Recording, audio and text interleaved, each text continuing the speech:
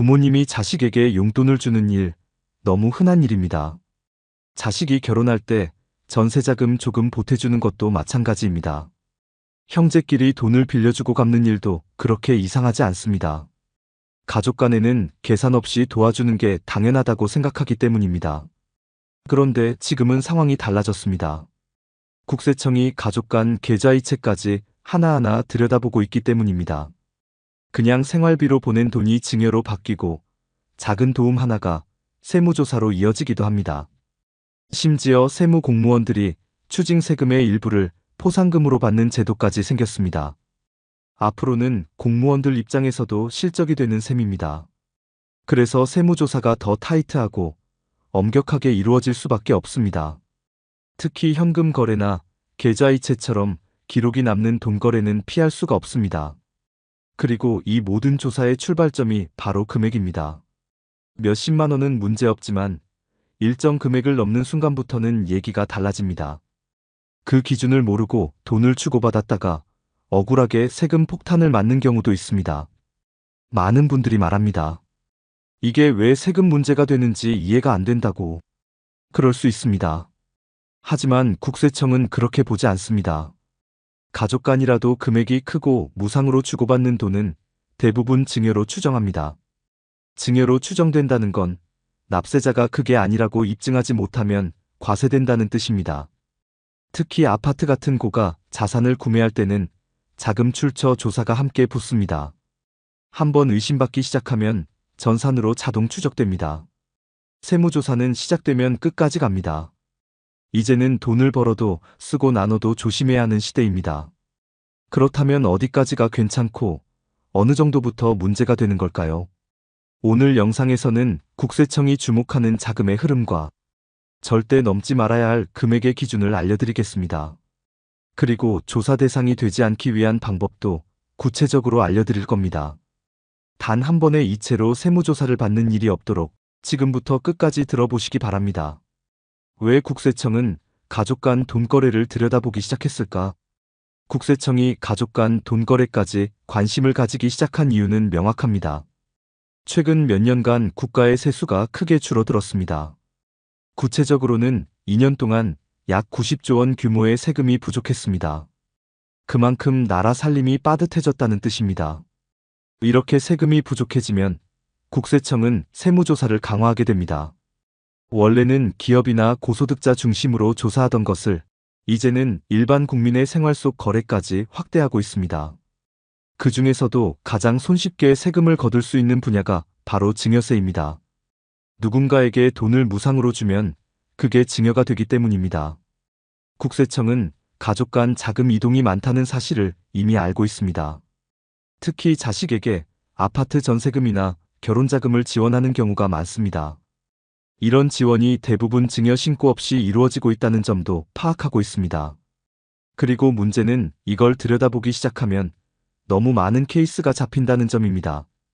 그래서 국세청은 시스템을 바꾸었습니다. 이제는 사람이 수작업으로 찾지 않습니다. 전산상으로 소득 대비 재산 취득이 과도하면 자동으로 뜨게 됩니다. 이를 자금 출처 부족이라고 부릅니다. 소득은 적은데 고가의 아파트를 사거나 큰 현금을 움직이면 바로 표시됩니다. 이 금액이 일정 수준을 넘기면 조사 대상으로 지정됩니다. 최근에는 세무공무원이 추징세액의 10%를 포상금으로 받는 제도도 도입되었습니다. 즉, 공무원 입장에서도 조사를 철저히 할 이유가 생긴 셈입니다. 예전에는 어느 정도 선에서 타협하는 관행도 있었습니다. 하지만 이제는 그런 여유가 사라졌습니다. 실적이 곧 포상으로 이어지기 때문에 더 꼼꼼하게 조사합니다. 심지어 가족 간 자금이 오간 이유도 증명하라고 요구할 수 있습니다. 이런 상황에서 가장 중요한 건 미리 알고 준비하는 것입니다. 자금 출처에 대한 설명, 증빙자료, 그리고 이체 내역의 메모까지도 중요합니다. 이제는 그냥 줬다는 말로는 충분하지 않습니다. 금액이 크면 무조건 의심받는 시대가 왔습니다. 왜 세무조사가 강화되고 있는지를 이해하면 왜 내 계좌이체 하나가 조사로 이어지는지를 이해할 수 있습니다. 그리고 거기서부터 대응이 시작됩니다. 국세청의 시선이 바뀐 만큼 우리도 생활 방식과 돈의 흐름을 조심스럽게 다듬어야 합니다. 이 금액 이상이면 무조건 의심받습니다. 세무조사의 시작점은 결국 금액입니다. 국세청은 자금 이동의 규모를 가장 먼저 봅니다. 그 중에서도 가족 간 계좌이체나 현금 거래가 많으면 바로 의심 대상이 됩니다. 여기서 중요한 기준이 있습니다. 바로 증여세가 면제되는 금액입니다. 부모가 자녀에게 줄 수 있는 증여 면제 한도는 10년 기준으로 5천만 원입니다. 미성년 자녀는 2천만 원까지입니다. 이 금액을 넘어서면 반드시 증여세를 신고해야 합니다. 신고하지 않고 돈만 넘기면 언젠가는 과세 통보를 받게 됩니다. 국세청은 소득신고 자료와 금융거래 데이터를 매칭시킵니다. 예를 들어 자녀의 소득이 누적해서 3억인데 15억짜리 아파트를 샀다면 문제가 생깁니다. 남은 12억은 어디서 났는지를 설명해야 합니다. 이걸 설명하지 못하면 자금 출처 조사로 이어지고 결과적으로 증여세가 나올 수 있습니다. 또 하나 주의할 점은 단순 계좌이체도 증여로 간주된다는 점입니다. 용돈이라고 생각하고 부모가 자녀에게 1년에 1천만 원씩 보냈다면 10년 누적 금액이 1억이 넘어갈 수도 있습니다. 이럴 경우 추후 문제가 생기면 전 기간을 거슬러 증여세를 추징당할 수 있습니다. 또 증여세는 가산세가 붙기 때문에 세금 부담이 훨씬 커집니다. 증여세 가산세는 무신고 시 최대 40%까지 붙을 수 있습니다. 처음에는 단순한 가족 간 도움일 수 있지만 금액이 커지면 그 자체로 세법상 증여가 됩니다. 현금뿐 아니라 차량, 부동산, 예금 계좌도 모두 포함됩니다. 심지어 부모가 자녀 대신 학자금 대출을 갚아준 것도 증여로 간주될 수 있습니다. 일상적인 지원이라고 생각했던 많은 행위들이 세법상 증여에 해당될 수 있습니다. 그래서 국세청은 일정 금액 이상이면 무조건 증여로 추정합니다. 추정이라는 말은 납세자가 아니라고 증명하지 않으면 그대로 과세하겠다는 뜻입니다. 억울하더라도 입증 자료가 없으면 말이 통하지 않습니다. 가장 좋은 방법은 금액을 분산하고 상황에 따라 증여 신고를 병행하는 것입니다. 또한 자금 이체 시에는 계좌 메모를 반드시 남겨야 합니다. 예를 들어 생활비 또는 학자금, 병원비 등 구체적인 내용을 적는 것이 좋습니다. 그렇게 하면 나중에 기억이 안 나더라도 이체 목적을 추정할 수 있습니다. 국세청이 가장 먼저 보는 것은 자금의 흐름이고 그 흐름에서 가장 민감한 부분이 바로 고액 이체입니다. 금액 기준을 넘기는 순간 조사의 가능성이 급격히 높아집니다.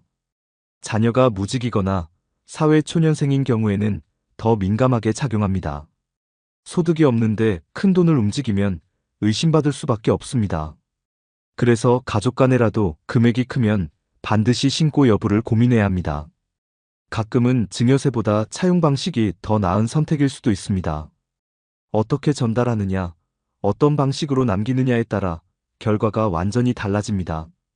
국세청은 시스템으로 데이터를 추적하기 때문에 절대 무시하면 안 됩니다. 누구에게도 예외는 없습니다. 한번 포착되면 전 계좌와 사용 내역이 모두 분석됩니다. 한 사람의 문제가 아니라 가족 전체의 문제가 될 수도 있습니다. 그래서 금액 기준을 알고 그 선을 넘기지 않도록 주의하는 것이 가장 중요합니다. 이제는 단순한 계좌이체 하나도 신중하게 생각해야 하는 시대입니다. 부모 자식 간 어디까지가 생활비고 어디서부터 증여인가? 많은 분들이 묻습니다. 자식에게 생활비 주는 것도 세금 대상이 되나요? 결론부터 말하자면 경우에 따라 다릅니다. 생활비는 원칙적으로 증여세 과세 대상이 아닙니다. 부모가 자녀에게 부양 목적의 생활비를 지원하는 것은 법적으로 허용됩니다. 하지만 문제는 금액과 상황입니다. 단순한 용돈이나 병원비는 문제가 되지 않습니다. 하지만 고액의 현금이나 자산을 이전하는 경우에는 다른 이야기입니다. 국세청은 정상적인 생활비의 범위를 정해두고 있진 않습니다. 하지만 통상적으로 그 금액이 소득 대비 너무 크면 의심하게 됩니다. 예를 들어 매달 100만 원씩 자녀에게 송금했다면 큰 문제는 아닐 수 있습니다. 하지만 갑자기 몇 천만 원을 이체하면 상황은 달라집니다. 그 금액이 생활비가 아니라 자산 형성에 쓰였다면 증여로 볼 수 있습니다. 예를 들어 자녀 명의로 펀드를 가입하거나 아파트 계약금을 대납했다면 문제가 됩니다. 실제로 가장 많이 조사되는 분야가 바로 전세자금 지원입니다. 결혼하면서 전세를 구하는 자녀에게 부모가 지원하는 경우가 많습니다. 이때 자금 출처 조사가 함께 이루어질 가능성이 매우 높습니다. 자녀가 신혼집을 구하는데 부모가 2억 이상을 송금했다면 반드시 신고 여부를 따져봐야 합니다. 신고 없이 자금을 이체했다가 나중에 문제가 생기면 소명하기 어렵습니다. 또 자녀가 미성년자인 경우에는 기준이 더 엄격하게 적용됩니다. 미성년자에 대한 비과세 증여 한도는 10년에 2천만 원입니다. 이 금액을 넘는 순간부터는 증여세가 발생할 수 있습니다. 성년 자녀는 10년에 5천만 원까지 가능합니다. 하지만 이마저도 단순 용돈이나 생활비로 보려면 사용 내역이 명확해야 합니다. 자녀의 생활에 필요한 비용, 교육비, 병원비 등은 비과세입니다. 특히 교육비는 중요한 포인트입니다. 유학비, 학원비, 등록금은 비과세 항목으로 인정됩니다. 이 점을 활용해서 고액을 지원하는 경우도 실제 많습니다. 하지만 이 역시 목적이 불분명하면 문제가 됩니다. 교육비라는 명목으로 큰 금액을 보냈지만 실제로는 다른 데 썼다면 증여로 간주됩니다.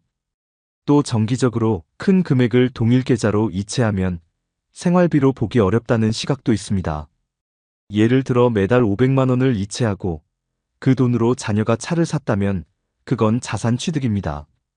생활비가 아닌 자산 형성으로 해석되면 과세 대상이 됩니다. 그래서 이체 시에는 반드시 이체 메모를 활용해야 합니다. 병원비, 교육비, 생활비 등 구체적으로 적어두면 도움이 됩니다. 또한 이체 내역과 실제 사용 내역이 일치하면 더 좋습니다. 카드 사용 내역이나 결제 영수증을 보관해 두는 것도 방법입니다. 이런 자료가 있어야 나중에 세무조사 시 소명할 수 있습니다. 문제는 시간이 지났을 때입니다. 몇 년 전 일이라 정확히 기억도 나지 않고 증빙도 없다면 납세자가 불리해집니다. 국세청은 일단 증여로 추정하기 때문에 입증 책임이 납세자에게 있습니다. 억울하더라도 증거가 없으면 설명이 받아들여지지 않습니다. 부모와 자식 사이의 도움이라도 금액이 크고 반복되면 기록을 남겨야 합니다. 생활비로 간주받기 위한 가장 확실한 방법은 소득 범위 내에서의 정기적인 지원입니다. 또한 자녀의 나이, 직업, 소득 유무도 고려됩니다. 예를 들어 자녀가 고등학생이거나 취업준비생이라면 어느 정도 생활비는 인정될 수 있습니다. 하지만 자녀가 소득이 있는 직장인이라면 생활비 명목의 지원도 증여로 볼 수 있습니다. 그래서 중요한 건 왜 이 돈을 줬는가가 아니라 어떻게 사용했는가입니다. 자녀가 돈을 받아서 어떤 용도로 썼는지가 판단 기준이 됩니다. 생활비인지 증여인지는 결국 정황과 기록이 결정합니다. 따라서 부모 자식 간의 돈 거래도 반드시 신중하게 접근해야 합니다. 차라리 빌렸다고 하세요. 차용증이 살 길입니다. 가족 간에 큰 금액을 주고받을 일이 생기면 많은 분들이 고민합니다. 증여세를 내고 주자니 아깝고 그냥 주자니 세무조사가 걱정됩니다. 이럴 땐 차라리 빌렸다고 명확하게 남기는 것이 더 나은 방법이 될 수 있습니다. 이걸 바로 차용 방식이라고 부릅니다. 차용은 말 그대로 돈을 빌린 것입니다. 부모가 자녀에게 돈을 주되 나중에 갚는 조건이라면 증여가 아닙니다. 중요한 건 차용이라는 사실을 증명할 수 있어야 한다는 점입니다. 그냥 말로만 빌렸다고 해서는 소용이 없습니다. 가장 기본적인 방식은 차용증을 쓰는 것입니다.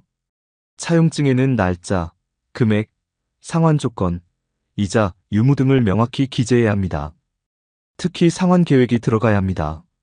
예를 들어 2년 안에 갚겠다, 혹은 매달 일정 금액씩 갚겠다 같은 내용입니다. 이자를 낼 경우 그 내용도 반드시 포함해야 합니다. 하지만 무이자도 가능합니다. 무이자 차용은 일정 금액 이하에서는 허용됩니다. 현재 기준으로는 2억 1,700만 원까지는 무이자 차용이 가능합니다. 이 금액은 개인 간 거래에서 세법상 허용되는 범위입니다. 이 금액을 넘어서면 이자를 지급하지 않으면 국세청이 증여로 간주할 수 있습니다. 그래서 무이자로 돈을 빌릴 경우는 반드시 이 한도를 지켜야 안전합니다. 그리고 실제로 원금을 조금씩이라도 갚는 것이 중요합니다. 그냥 차용증만 쓰고 돈을 안 갚으면 국세청은 그 자체로 증여로 판단할 수 있습니다. 예를 들어 부모에게 2억 원을 빌렸다고 하면 매달 50만 원이라도 갚는 흔적이 필요합니다. 이런 상환 기록이 남아있어야 빌렸다는 주장을 뒷받침할 수 있습니다. 또 하나 중요한 건 차용은 개인별로 적용된다는 점입니다. 즉, 나와 배우자가 각각 부모님에게 2억 1,700만 원씩 빌릴 수 있습니다. 이론상으로는 4사람을 활용하면 총 8억 원 넘게 무이자로 차용이 가능합니다. 예를 들어 나와 아내가 내 부모님께 각각 빌리고 또 시댁에서 각각 빌리는 방식입니다. 이렇게 나눠서 차용하면 증여세 없이도 큰 금액을 조달할 수 있습니다. 단, 이 경우도 모두 차용증이 있어야 하며 상환 내역이 남아야 합니다. 그리고 돈을 받을 때는 꼭 계좌로 받아야 합니다. 현금 수령은 추적이 어렵고 세무조사 시 불리하게 작용할 수 있습니다. 또한 차용과 관련된 대화도 기록해두면 도움이 됩니다. 카카오톡이나 문자 메시지로 주고받은 대화도 중요한 증거가 될 수 있습니다. 예를 들어, 엄마 고맙습니다. 다음 달부터 천천히 갚을게요. 같은 메시지도 유효합니다. 이런 소소한 흔적이 나중에 조사를 받을 때 큰 힘이 됩니다. 혹시 부모님이 고령이시라면 더 신중하게 접근해야 합니다. 국세청은 연세가 많은 부모가 큰 금액을 자녀에게 줬을 때 증여로 의심할 수 있습니다. 왜냐하면 상환 능력이 떨어진다고 보기 때문입니다. 그래서 나이 많은 부모에게는 이자 없이 갚겠다는 문구보다 소액이라도 실질적 상환이 중요합니다. 또한 차용 기간은 너무 길게 잡지 않는 것이 좋습니다. 보통 5년 이하로 설정하는 것이 현실적입니다. 금액이 크면 이자를 내는 것도 고려해 볼 수 있습니다. 하지만 이자를 낼 경우 부모님은 이자소득세를 부담하게 됩니다. 개인 간 거래에서 이자소득세율은 27.5%로 매우 높습니다. 이자 대신 원금 분할 상환 방식을 선택하는 것이 더 효율적입니다. 정기적인 상환만 있다면 무이자라도 충분히 차용으로 인정받을 수 있습니다. 결론적으로 큰 금액을 자녀에게 지원할 계획이라면 증여세를 내든지 차용증을 쓰든지 둘 중 하나는 반드시 선택해야 합니다. 그냥 줘버리면 나중에 돌이킬 수 없습니다. 차용이라는 형식을 갖추면 세금도 피하고 관계도 지킬 수 있습니다. 그리고 무엇보다 억울한 세무조사를 피할 수 있습니다. 현금으로 줘도 국세청은 다 알고 있습니다. 많은 사람들이 계좌로 주면 기록이 남을까봐 현금으로 돈을 주려고 합니다. 현금은 흔적이 없을 것 같다는 생각 때문입니다. 하지만 그 생각은 완전히 틀렸습니다. 지금은 현금을 주고받아도 국세청은 대부분 파악할 수 있습니다. 이유는 바로 고액 현금 거래보고 제도 때문입니다. 이 제도는 하루에 일정 금액 이상의 현금이 입출금되면 자동으로 국세청에 통보됩니다. 현재 기준으로는 하루에 1,000만 원 이상 현금을 입금하거나 출금하면 바로 보고됩니다. 이 보고는 은행이 금융정보분석원을 통해 국세청에 자동으로 전달하는 시스템입니다. 즉, 내가 몰래 현금으로 입금했다고 해도 국세청은 다 알고 있는 셈입니다. 이 현금 거래는 은행 창구에서 직접 하거나 ATM을 통해서 해도 적용됩니다. 게다가 이 보고 시스템은 하루 단위로 작동합니다. 그러다 보니 1,000만 원을 나눠서 여러 날에 걸쳐 입금하려는 분들도 생깁니다. 예를 들어 하루에 990만 원씩 입금하면 괜찮겠지 생각하는 거죠. 하지만 이 역시 안심할 수 없습니다. 은행에는 의심거래보고 제도라는 것이 따로 존재합니다. 이것은 금액이 기준에 못 미쳐도 이상하다고 판단되면 보고하는 제도입니다. 예를 들어 같은 사람이 2, 3일 간격으로 계속 고액 현금을 입금한다면 은행 직원이 의심할 수 있습니다. 그 경우 별도의 보고서가 만들어지고 국세청에 전달됩니다. 은행 직원이 보고를 하지 않으면 오히려 제재를 받기 때문에 보고를 더 철저히 하게 됩니다. 그래서 단순히 금액을 쪼개는 방식은 결코 안전하지 않습니다. 특히 가족 간의 현금 거래일 경우 금액과 관계없이 더 민감하게 볼 수 있습니다. 예를 들어 부모가 자녀에게 결혼자금 명목으로 현금을 줬다고 가정해봅니다. 이 돈이 은행 계좌에 입금되거나 부동산 취득에 사용된다면 추적이 가능합니다. 부동산은 국세청이 자금 출처를 확인할 때 가장 먼저 보는 분야입니다. 현금으로 집을 사거나 계약금을 낼 경우 그 자금의 출처가 자연스럽게 조사됩니다. 결국 현금이라고 해도 쓰는 순간부터 흔적이 남는 것입니다. 또 하나 중요한 사실은 국세청은 패턴을 분석합니다. 어떤 사람의 소득과 소비 내역, 금융 기록을 종합적으로 분석해서 이상 여부를 판단합니다. 예를 들어 소득이 3억인 사람이 15억짜리 아파트를 산다면 분명 문제가 됩니다. 그 부족한 자금이 어디서 났는지를 추적하게 되는 겁니다. 여기서 부모가 준 현금이 등장하면 증여로 볼 수밖에 없습니다. 그리고 증여세를 신고하지 않았다면 추징은 물론 가산세까지 붙습니다. 문제는 시간입니다. 세무조사는 당장 오지 않더라도 몇 년 뒤에 갑자기 통지가 올 수 있습니다. 국세청은 최대 10년까지 기록을 보관하고 조사할 수 있습니다. 그리고 세금은 소급해서 추징이 가능합니다. 따라서 지금 당장은 괜찮아 보여도 몇 년 후에 문제가 될 수 있습니다. 또한 가족 간의 거래라면 더욱 민감합니다. 국세청은 가족 간 현금 거래를 기본적으로 증여로 추정합니다. 이 말은 입증 책임이 납세자에게 있다는 뜻입니다. 즉, 내가 증여가 아니라고 주장하려면 스스로 증거를 내야 합니다. 현금 거래는 그 자체로 증거가 부족하다는 것이 문제입니다. 계좌 거래처럼 이체 내역이나 메모가 남지 않기 때문입니다. 그래서 억울해도 입증이 어렵습니다. 실제로 이런 문제로 세무서에 불려가는 사례가 늘고 있습니다. 이런 일들을 막기 위해서는 차라리 처음부터 증여 신고를 하거나 차용증을 작성하는 편이 낫습니다. 적은 금액이 아니라면 반드시 사전 준비가 필요합니다. 현금이라고 해서 국세청이 모를 거라고 생각하면 오산입니다. 현금이 오히려 더 의심받을 수 있다는 점을 꼭 기억하셔야 합니다. 세무조사나 추징세는 피할 수 있습니다. 방법은 간단합니다. 현금 거래를 하기 전에 어떤 용도인지, 어떤 방식으로 주고받을 것인지 명확히 해두는 것입니다. 그리고 그 내역을 남기는 것입니다. 안전하다고 생각한 현금도 결국엔 국세청의 눈을 피할 수 없습니다. 현명하게 대응하는 것이 가장 좋은 방법입니다. 가족끼리 주고받은 돈, 이건 괜찮습니다. 가족 간 자금 거래가 모두 세금 대상은 아닙니다. 국세청도 상식적인 거래까지 과세하진 않습니다. 중요한 건 그 돈의 성격과 사용 목적입니다. 생활비, 교육비, 병원비 등 실제 생활에 필요한 비용은 대부분 증여세 대상이 아닙니다. 예를 들어 부모가 자녀의 병원비를 대신 내준 경우 이는 비과세 항목입니다. 자녀가 고등학생일 때 학원비나 등록금을 대신 내준 것도 증여로 보지 않습니다. 왜냐하면 부모로서의 부양 책임 안에서 이루어진 지출이기 때문입니다. 이처럼 생계를 위한 지원은 과세 대상이 아닙니다. 또한 일시적으로 생긴 어려움을 돕는 경우도 과세 대상이 아닐 수 있습니다. 예를 들어 갑자기 실직한 자녀에게 몇 달간 생활비를 지원하는 것은 문제되지 않습니다. 단, 이럴 때도 중요한 것은 금액과 횟수입니다.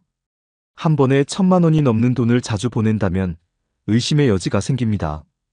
반대로 정기적이고 소액이라면 문제될 가능성이 거의 없습니다.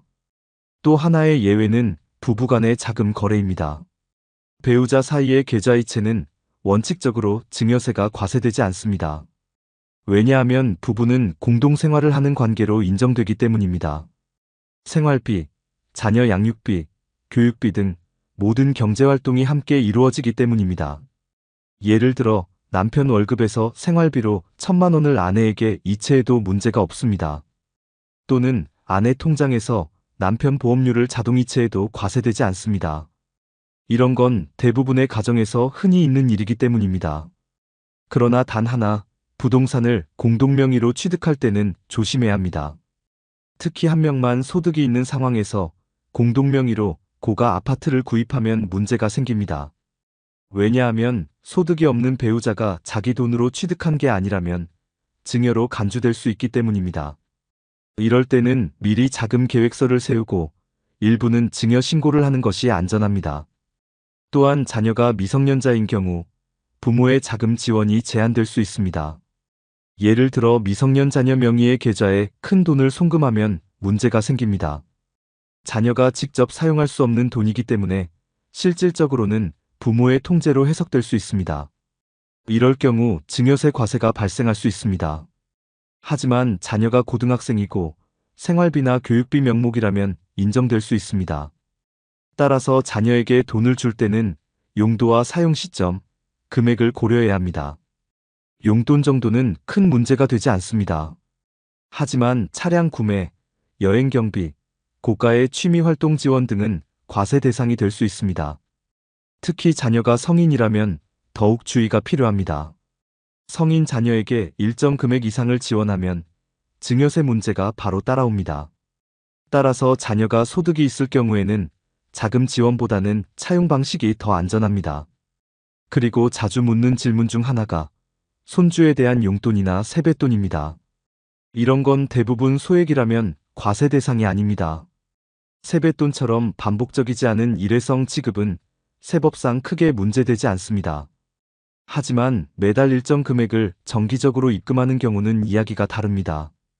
그럴 경우 증여 여부를 따져봐야 합니다. 또한 친척 간의 거래도 마찬가지입니다. 형제나 자매에게 돈을 줄 경우에도 증여세가 적용될 수 있습니다. 특히 사업자금 명목으로 큰 금액을 지원했다면 더 주의가 필요합니다. 정리하자면 가족 간 거래에서도 상식적인 수준에서 이루어진 돈은 괜찮습니다. 생활비, 교육비, 병원비 등 일상적인 지출은 과세되지 않습니다. 하지만 그 이상의 금액이거나 자산 취득과 관련된 지원은 반드시 점검해야 합니다. 기준을 넘으면 증여세 신고를 하든 차용증을 쓰든 준비가 필요합니다. 세금은 억울해도 피하기 어렵습니다. 처음부터 괜찮은 돈인지 아닌지를 따져보는 습관이 중요합니다. 오늘 이야기 어떠셨나요?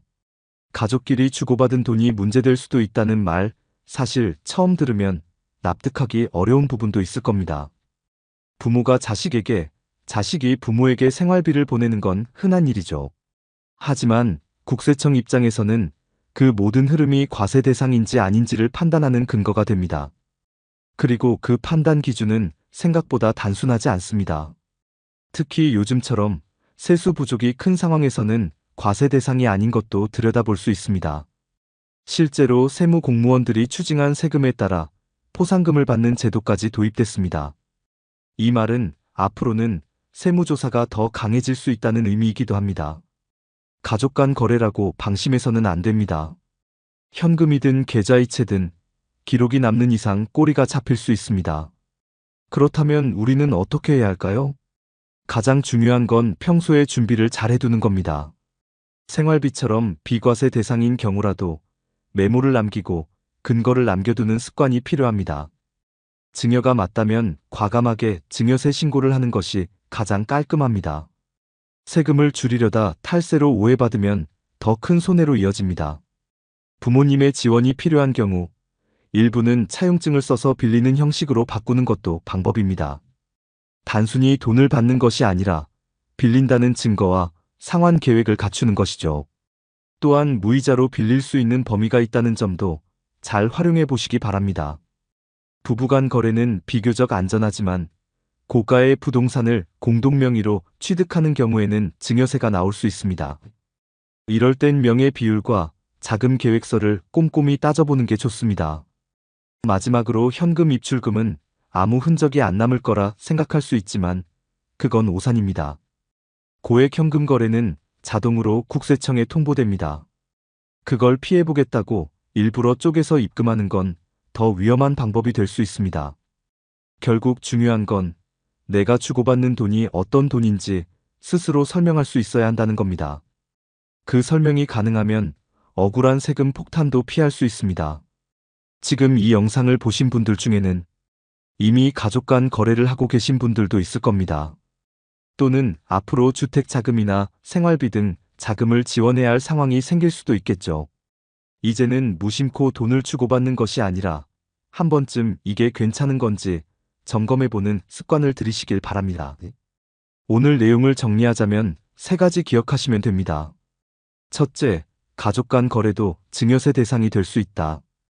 둘째, 생활비와 교육비처럼 비과세 항목도 있지만 큰 금액은 반드시 기록을 남겨야 한다. 셋째, 증여가 맞으면 신고하고 빌리는 거라면 차용증과 상환 내역을 꼭 준비해야 한다. 그럼 여기서 시청자 여러분께 질문 하나 드리겠습니다. 혹시 가족 간에 큰 금액을 주고받은 적이 있으신가요? 또는 그 과정에서 세금 문제로 고민하신 적 있으신가요? 댓글로 여러분의 경험을 나눠주세요. 이 영상이 도움이 되셨다면 좋아요와 구독, 그리고 주변 분들과의 공유도 부탁드립니다.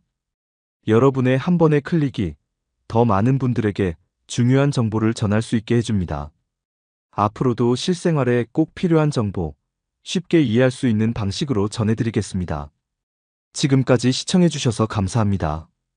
여러분의 자산이 안전하게 지켜지길 진심으로 응원합니다. 다음 영상에서 다시 뵙겠습니다. 가끔은 이런 생각이 들 때가 있습니다. 그때 그 말을 그냥 넘기지 말았어야 했는데, 처음부터 마음이 좀 불편했는데 괜히 참았던 것 같다는 후회 말입니다. 사실 그게 경고였던 거죠. 관계를 정리하라는 신호였습니다. 여러분도 이런 경험 있으셨을 겁니다. 이번만은 괜찮겠지. 예전엔 좋은 사람이었으니까. 그렇게 한 번, 두 번, 세 번 기회를 주다 보면 결국 상처는 내 몫이 됩니다. 우리는 나이가 들수록 사람을 잃는 게 두렵다고 하지만 사실 더 무서운 건 잘못된 사람을 곁에 두는 겁니다. 오늘 영상에서는 관계 속에서 꼭 경계해야 할 사람들의 행동을 짚어보겠습니다. 크게 세 가지입니다. 한 번쯤은 그냥 넘어갔지만 반복되면 결코 가볍게 볼 수 없는 행동들입니다. 지금부터 말씀드리는 세 가지 중 한 가지라도 반복된다면 그 관계는 반드시 다시 생각해 보셔야 합니다. 왜냐하면 사람과 보내는 시간에 따라 우리의 인생 방향이 달라지기 때문입니다. 좋은 사람 곁에 있으면 내가 좋아지고 나쁜 사람 곁에 있으면 결국 나도 무너지게 됩니다. 그럼 지금부터 본격적으로 시작하겠습니다. 무시와 무례함이 반복된다면 다시는 기회를 주지 마세요. 처음에는 우연이라고 생각했을 수 있습니다. 그 사람이 그냥 기분이 안 좋았던 날이라고 넘겼을 수도 있습니다. 하지만 같은 일이 반복된다면 그것은 실수가 아니라 태도입니다. 무례한 말과 행동을 반복하는 사람은 이미 내 감정을 무시하고 있다는 뜻입니다. 문제는 우리가 그런 행동을 자꾸 이해하려 한다는 점입니다. 그 사람도 사정이 있었겠지. 그럴 의도는 아니었을 거야. 이렇게 스스로를 설득하면서 또 한 번 참습니다. 하지만 그것이 바로 내 자존감을 무너뜨리는 시작이 됩니다. 무례함은 나를 깎아내리는 독입니다. 그것이 반복되면 자꾸 나 자신을 의심하게 됩니다. 내가 예민한가? 내가 오해한 걸까? 그러다 보면 결국은 내 마음을 무시하게 되는 거죠. 무례한 사람의 특징은 네 가지로 나눌 수 있습니다. 첫째, 자기 말만 옳다고 믿습니다. 둘째, 나이나 지위로 타인을 평가합니다. 셋째, 남의 말을 자주 끊거나 무시합니다. 넷째, 내 생각은 무시하고 자기 방식만 강요합니다. 이런 사람과 대화를 하다 보면 대화가 아니라 일방적인 설득이나 지시처럼 느껴지게 됩니다. 무례한 말은 처음엔 짧고 사소하게 다가오지만 반복되면 내 감정 전체를 흔들어 놓습니다. 그 사람이 던진 말 한마디가 하루 종일 머릿속에서 맴돌고 심지어 잠자리에 들어서도 생각이 나게 됩니다. 그래서 무례한 사람에게는 초기에 분명한 선을 보여야 합니다. 그 말을 듣고 기분이 상했다고 말하는 연습이 필요합니다. 미리 준비된 한두 문장을 마음속에 갖고 계시면 좋습니다. 그 말씀은 좀 불편하네요. 그렇게 말하시면 상처가 되네요. 이렇게 짧고 정중한 표현을 준비해두면 무례한 말이 나왔을 때 당황하지 않고 대응할 수 있습니다. 처음엔 어렵지만 반복하다 보면 자연스러워집니다. 상대도 더는 쉽게 넘보지 못하게 됩니다. 그리고 중요한 건 내 마음을 지키는 습관입니다. 무례한 말을 듣고 나서 그것을 나에게 맞는 말이라고 받아들이지 않는 연습이 필요합니다. 저 말은 나한테 해당되는 게 아니야. 저 사람의 생각일 뿐이야. 이렇게 마음속에서 해석을 바꾸는 연습이 필요합니다. 자존감은 스스로 지켜야 하는 것입니다. 남이 깎아내려도 내가 그대로 받아들이지 않으면 그 말은 내 안에 들어오지 못합니다. 무례한 말을 그냥 듣고 넘기는 것이 아니라 그 순간 스스로에게 질문해 보세요. 이 관계 계속 유지할 필요가 있을까? 내가 왜 이런 말을 들어야 하지? 사람은 서로 존중하며 살아야 합니다. 그 기본이 지켜지지 않는다면 그건 관계가 아니라 고통입니다. 필요할 때만 나타나는 얄팍한 관계는 끊어야 합니다. 누군가가 연락할 때마다 뭔가 부탁이 따라온다면 그건 우연이 아닙니다. 그 사람에게 나는 도움이 되는 존재일 뿐 진심 어린 친구는 아닐 수 있습니다. 필요할 때만 연락 오는 관계는 시간이 지날수록 마음을 지치게 만듭니다. 한두 번은 도와줄 수 있지만 반복되면 그건 이용입니다. 진짜 친구라면 평소에도 안부를 묻고 아무런 이유 없이도 연락을 합니다. 하지만 어떤 사람은 내가 힘들 때는 연락도 없다가 정작 그 사람이 필요할 때만 나타납니다. 그리고 늘 미안하다며 또다시 돈을 빌리거나 부탁을 합니다. 그 순간 우리는 또 흔들리게 됩니다. 예전엔 좋은 사람이었으니까, 이번이 마지막 일지도 모르니까, 이런 마음으로 다시 지갑을 엽니다. 하지만 결국 돌아오는 건 후회뿐입니다. 이런 관계는 나이가 들수록 더욱 조심해야 합니다. 왜냐하면 시간이 지날수록 관계를 다시 만들기는 더 어려워지기 때문입니다. 나를 위해 에너지를 써야 할 시간에 자꾸 그 사람에게 끌려다니게 됩니다. 진심 어린 관계는 서로를 아끼고 도우려는 마음이 있습니다. 하지만 얄팍한 관계는 오직 자신의 이익에만 관심이 있습니다. 이런 사람들의 특징은 세 가지입니다. 첫째, 평소에는 연락도 없다가, 둘째, 급한 상황일 때만 연락이 오고, 셋째, 도움을 받은 뒤에도 감사나 반성이 부족합니다. 이런 관계는 내 감정을 점점 메마르게 만듭니다. 처음엔 안쓰러워 보였던 사람이 나중엔 두려운 존재가 되기도 합니다. 이번엔 또 무슨 이유로 연락했을까? 혹시 또 돈을 부탁하려는 건 아닐까? 이렇게 마음이 불안해지기 시작합니다. 그래서 이런 관계는 초반에 경계를 분명히 해야 합니다. 미리 선을 긋는 말을 준비해 두세요. 이번에는 도와드리기 어렵습니다. 지난번에도 도와드렸지만 이번에는 힘들 것 같아요. 이런 말을 부드럽게 하지만 단호하게 전달해야 합니다. 처음엔 어렵지만 반복되면 자연스럽게 거리를 두게 됩니다. 관계를 완전히 끊는 것이 두렵다면 만남을 줄이고 연락 빈도를 줄여보세요. 진짜 친구라면 오히려 이해하고 기다려줄 겁니다. 도움만 받고 사라지는 사람이라면 연락이 끊기더라도 억울해할 필요는 없습니다. 그리고 나의 마음을 점검하세요. 나는 왜 거절을 어려워하는 걸까? 혹시 좋은 사람으로 보이고 싶어서 무리한 부탁도 들어주는 건 아닐까? 내가 불편해지면서까지 누군가를 돕는 건 건강한 관계가 아닙니다. 도움은 서로 줄 수 있을 때 의미가 있습니다. 일방적으로 주기만 하면 결국 마음은 텅 비게 됩니다. 그리고 나중에는 그 공허함이 분노로 바뀌게 됩니다. 왜 나는 늘 이런 관계만 반복될까? 그런 생각이 드는 순간 이미 마음이 많이 다쳤다는 뜻입니다. 그래서 더 늦기 전에 스스로를 지켜야 합니다. 도움이 필요할 땐 도울 수 있습니다. 하지만 그 관계가 지속되려면 서로의 노력이 필요합니다. 필요할 때만 찾아오는 사람에게는 더 이상 나의 귀중한 시간과 마음을 허비하지 마세요. 이제는 나를 먼저 돌볼 시간입니다.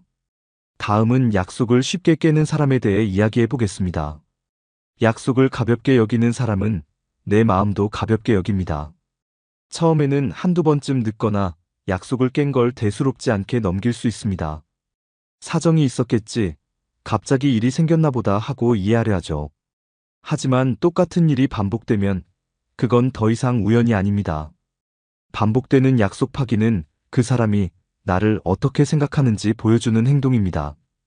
시간 약속을 소홀히 여기는 사람은 결국 나와의 관계도 소홀히 여깁니다.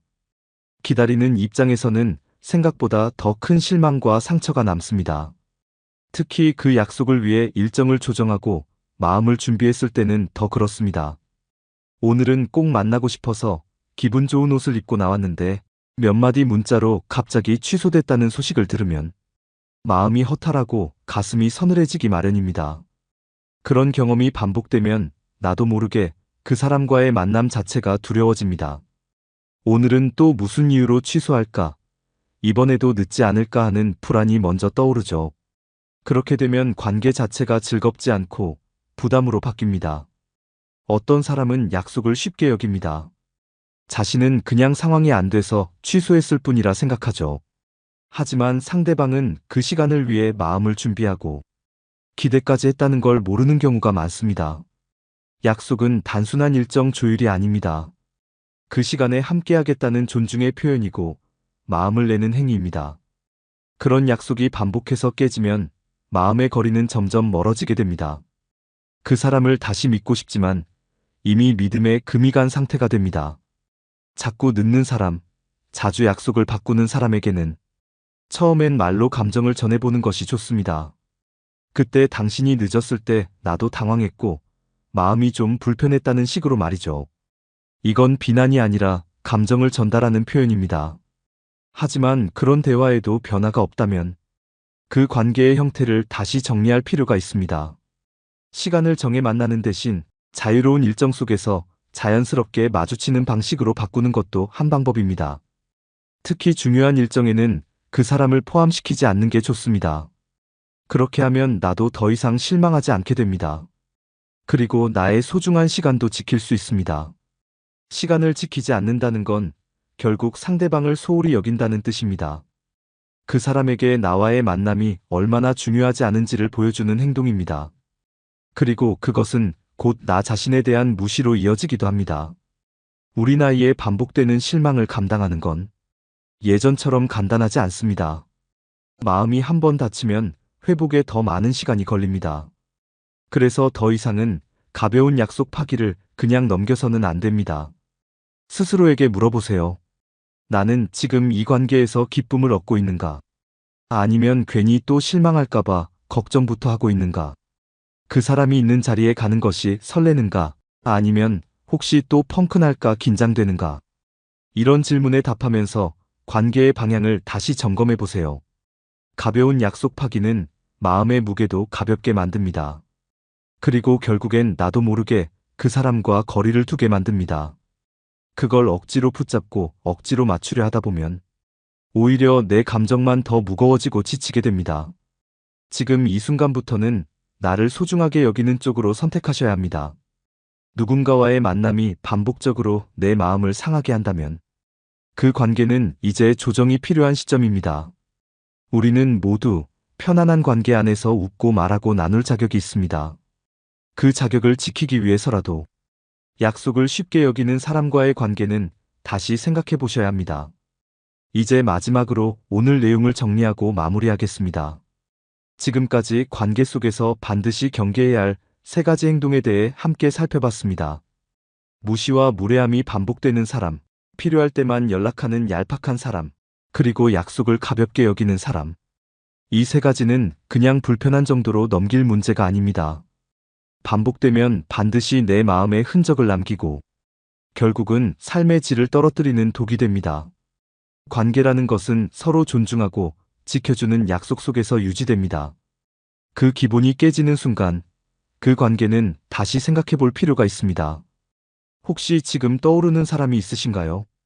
그 사람과의 관계에서 자주 상처받고 자주 피곤하고 자주 눈치를 보게 된다면 이제는 스스로에게 물어야 할 때입니다. 나는 이 관계를 유지하면서 정말 행복한가? 아니면 그냥 오래됐다는 이유로 버티고 있는 건 아닌가? 우리는 더 이상 아무 관계나 받아줄 나이가 아닙니다. 이제는 나를 아끼는 시간과 에너지를 진짜 필요한 사람에게 써야 할 때입니다.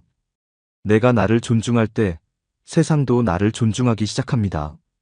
관계를 끊는 것은 결코 나쁜 일이 아닙니다. 나를 지키기 위한 선택일 뿐입니다.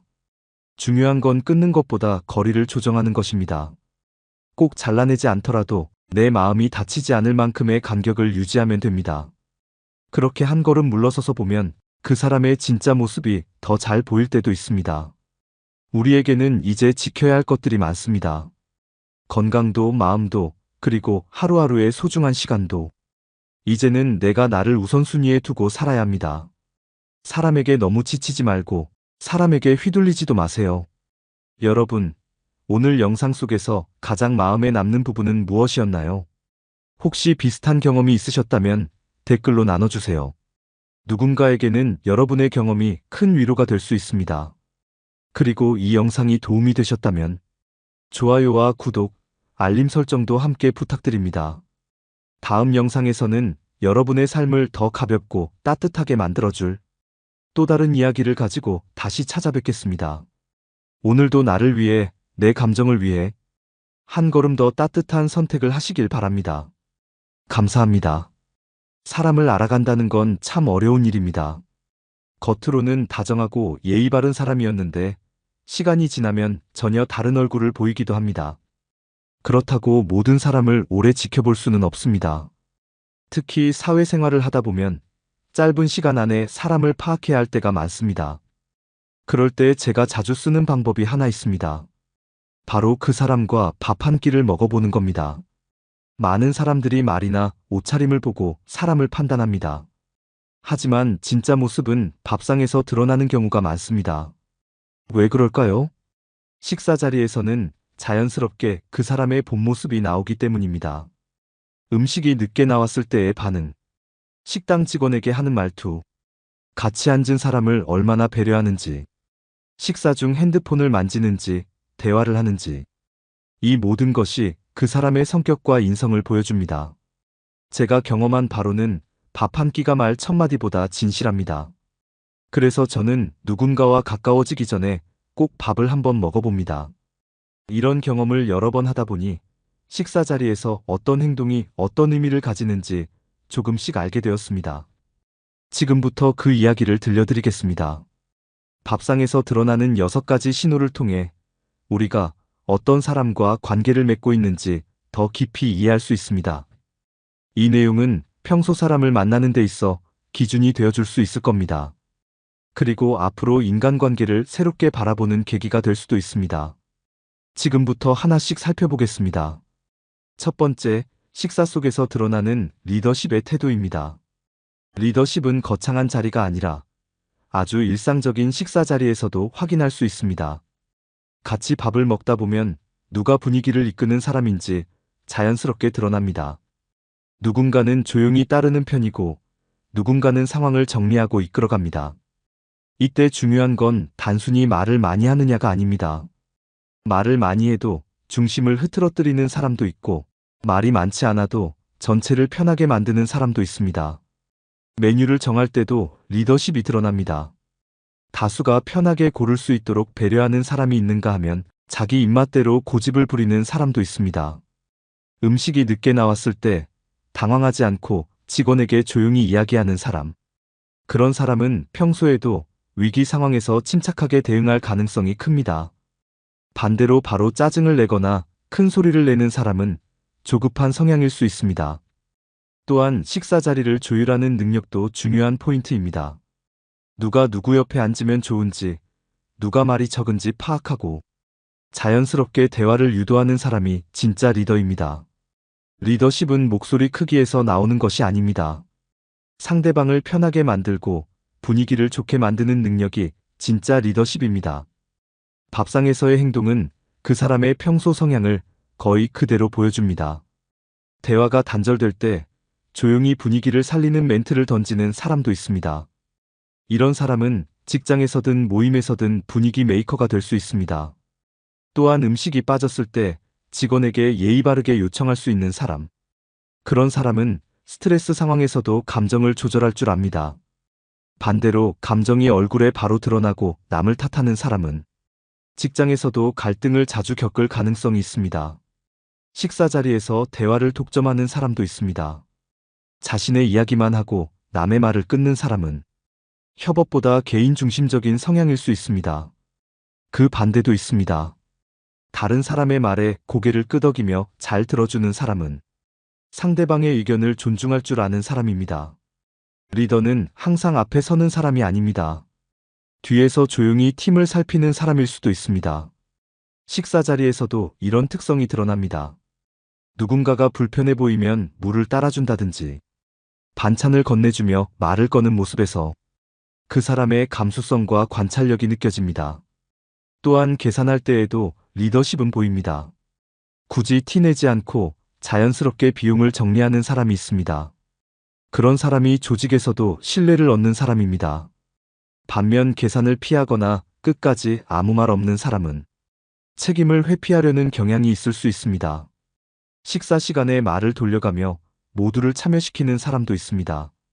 이런 사람은 모임에서 구성원 간의 균형을 잘 유지하려고 노력합니다. 질문을 던지고 누구 한 사람도 소외되지 않게 하는 행동은 진짜 리더십의 모습입니다. 반대로 특정 사람에게만 말 걸고 일부 사람은 무시하는 경우도 있습니다. 이런 태도는 조직 내에서도 편가르기 문제를 만들 수 있습니다. 식사 시간은 짧지만 말투와 반응, 행동 하나하나가 그 사람의 전체적인 인간관계를 비추는 거울이 됩니다. 어떤 행동을 해야 모두가 편한지를 아는 사람이 결국 좋은 리더로 인정받는다는 것을 알 수 있습니다. 밥상머리에서 드러나는 리더십은 위기 대응력, 감정 조절 능력, 관계 조율 능력 등 다양한 능력과 연결됩니다. 식사 자리에서 한 사람의 태도를 잘 관찰하면 그 사람과 함께할 수 있는 사람인지 판단할 수 있습니다. 그래서 저는 사람을 처음 볼 때 그와 밥을 함께 먹어보기를 권합니다. 말보다 더 많은 것을 배울 수 있는 자리가 바로 밥상머리입니다. 두 번째, 자리를 어떻게 대하느냐에 진심이 보인다. 같은 식탁에 앉아도 누군가는 자리를 소중히 여기고 누군가는 아무렇지 않게 넘깁니다. 식사 자리에서 본인의 자리를 스스로 정리하는 사람은 생활 습관이 잘 잡힌 사람입니다. 반대로 자리를 어지럽히고 아무렇지 않게 두는 사람은 배려가 부족할 수 있습니다. 누가 먼저 앉을지를 배려하는 사람은 인간관계에서도 순서를 중요하게 여깁니다. 자리에서 일어날 때 의자를 조용히 정리하는 사람은 주변을 생각하는 태도가 있습니다. 반면 일어난 뒤 의자를 그대로 두고 가는 사람은 뒷정리에 관심이 없는 경우가 많습니다. 자리를 어떻게 사용하는지에 따라 그 사람의 기본 태도를 읽을 수 있습니다. 남이 치워주기만을 기다리는 사람은 가정에서도 손 놓고 있을 가능성이 큽니다. 식사 자리에서 휴지를 집어들고 깔끔하게 정리하는 사람은 디테일에 강합니다.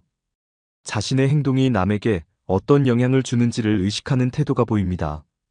공동 반찬을 먼저 덜어주는 사람은 함께 먹는 문화를 아는 사람입니다. 하지만 자기 앞에 놓인 반찬만 먹는 사람은 주변을 생각하지 않는 경우가 많습니다. 자리를 차지하는 방식도 중요합니다. 먼저 좋은 자리를 고르고 남은 자리는 신경 쓰지 않는 사람도 있습니다. 반대로 불편한 자리를 먼저 고르고 나머지를 양보하는 사람도 있습니다.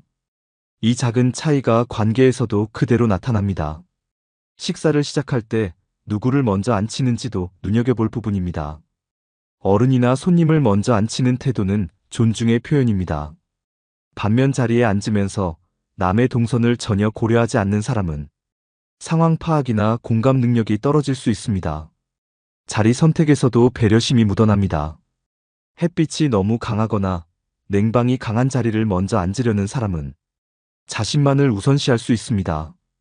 그 반면 양보하는 사람은 늘 주변을 먼저 살핍니다. 자리에서 말을 거는 방식도 중요합니다. 서로 가까운 자리에 앉았어도 눈도 마주치지 않고 대화하지 않는다면 그 관계는 깊지 않을 가능성이 높습니다.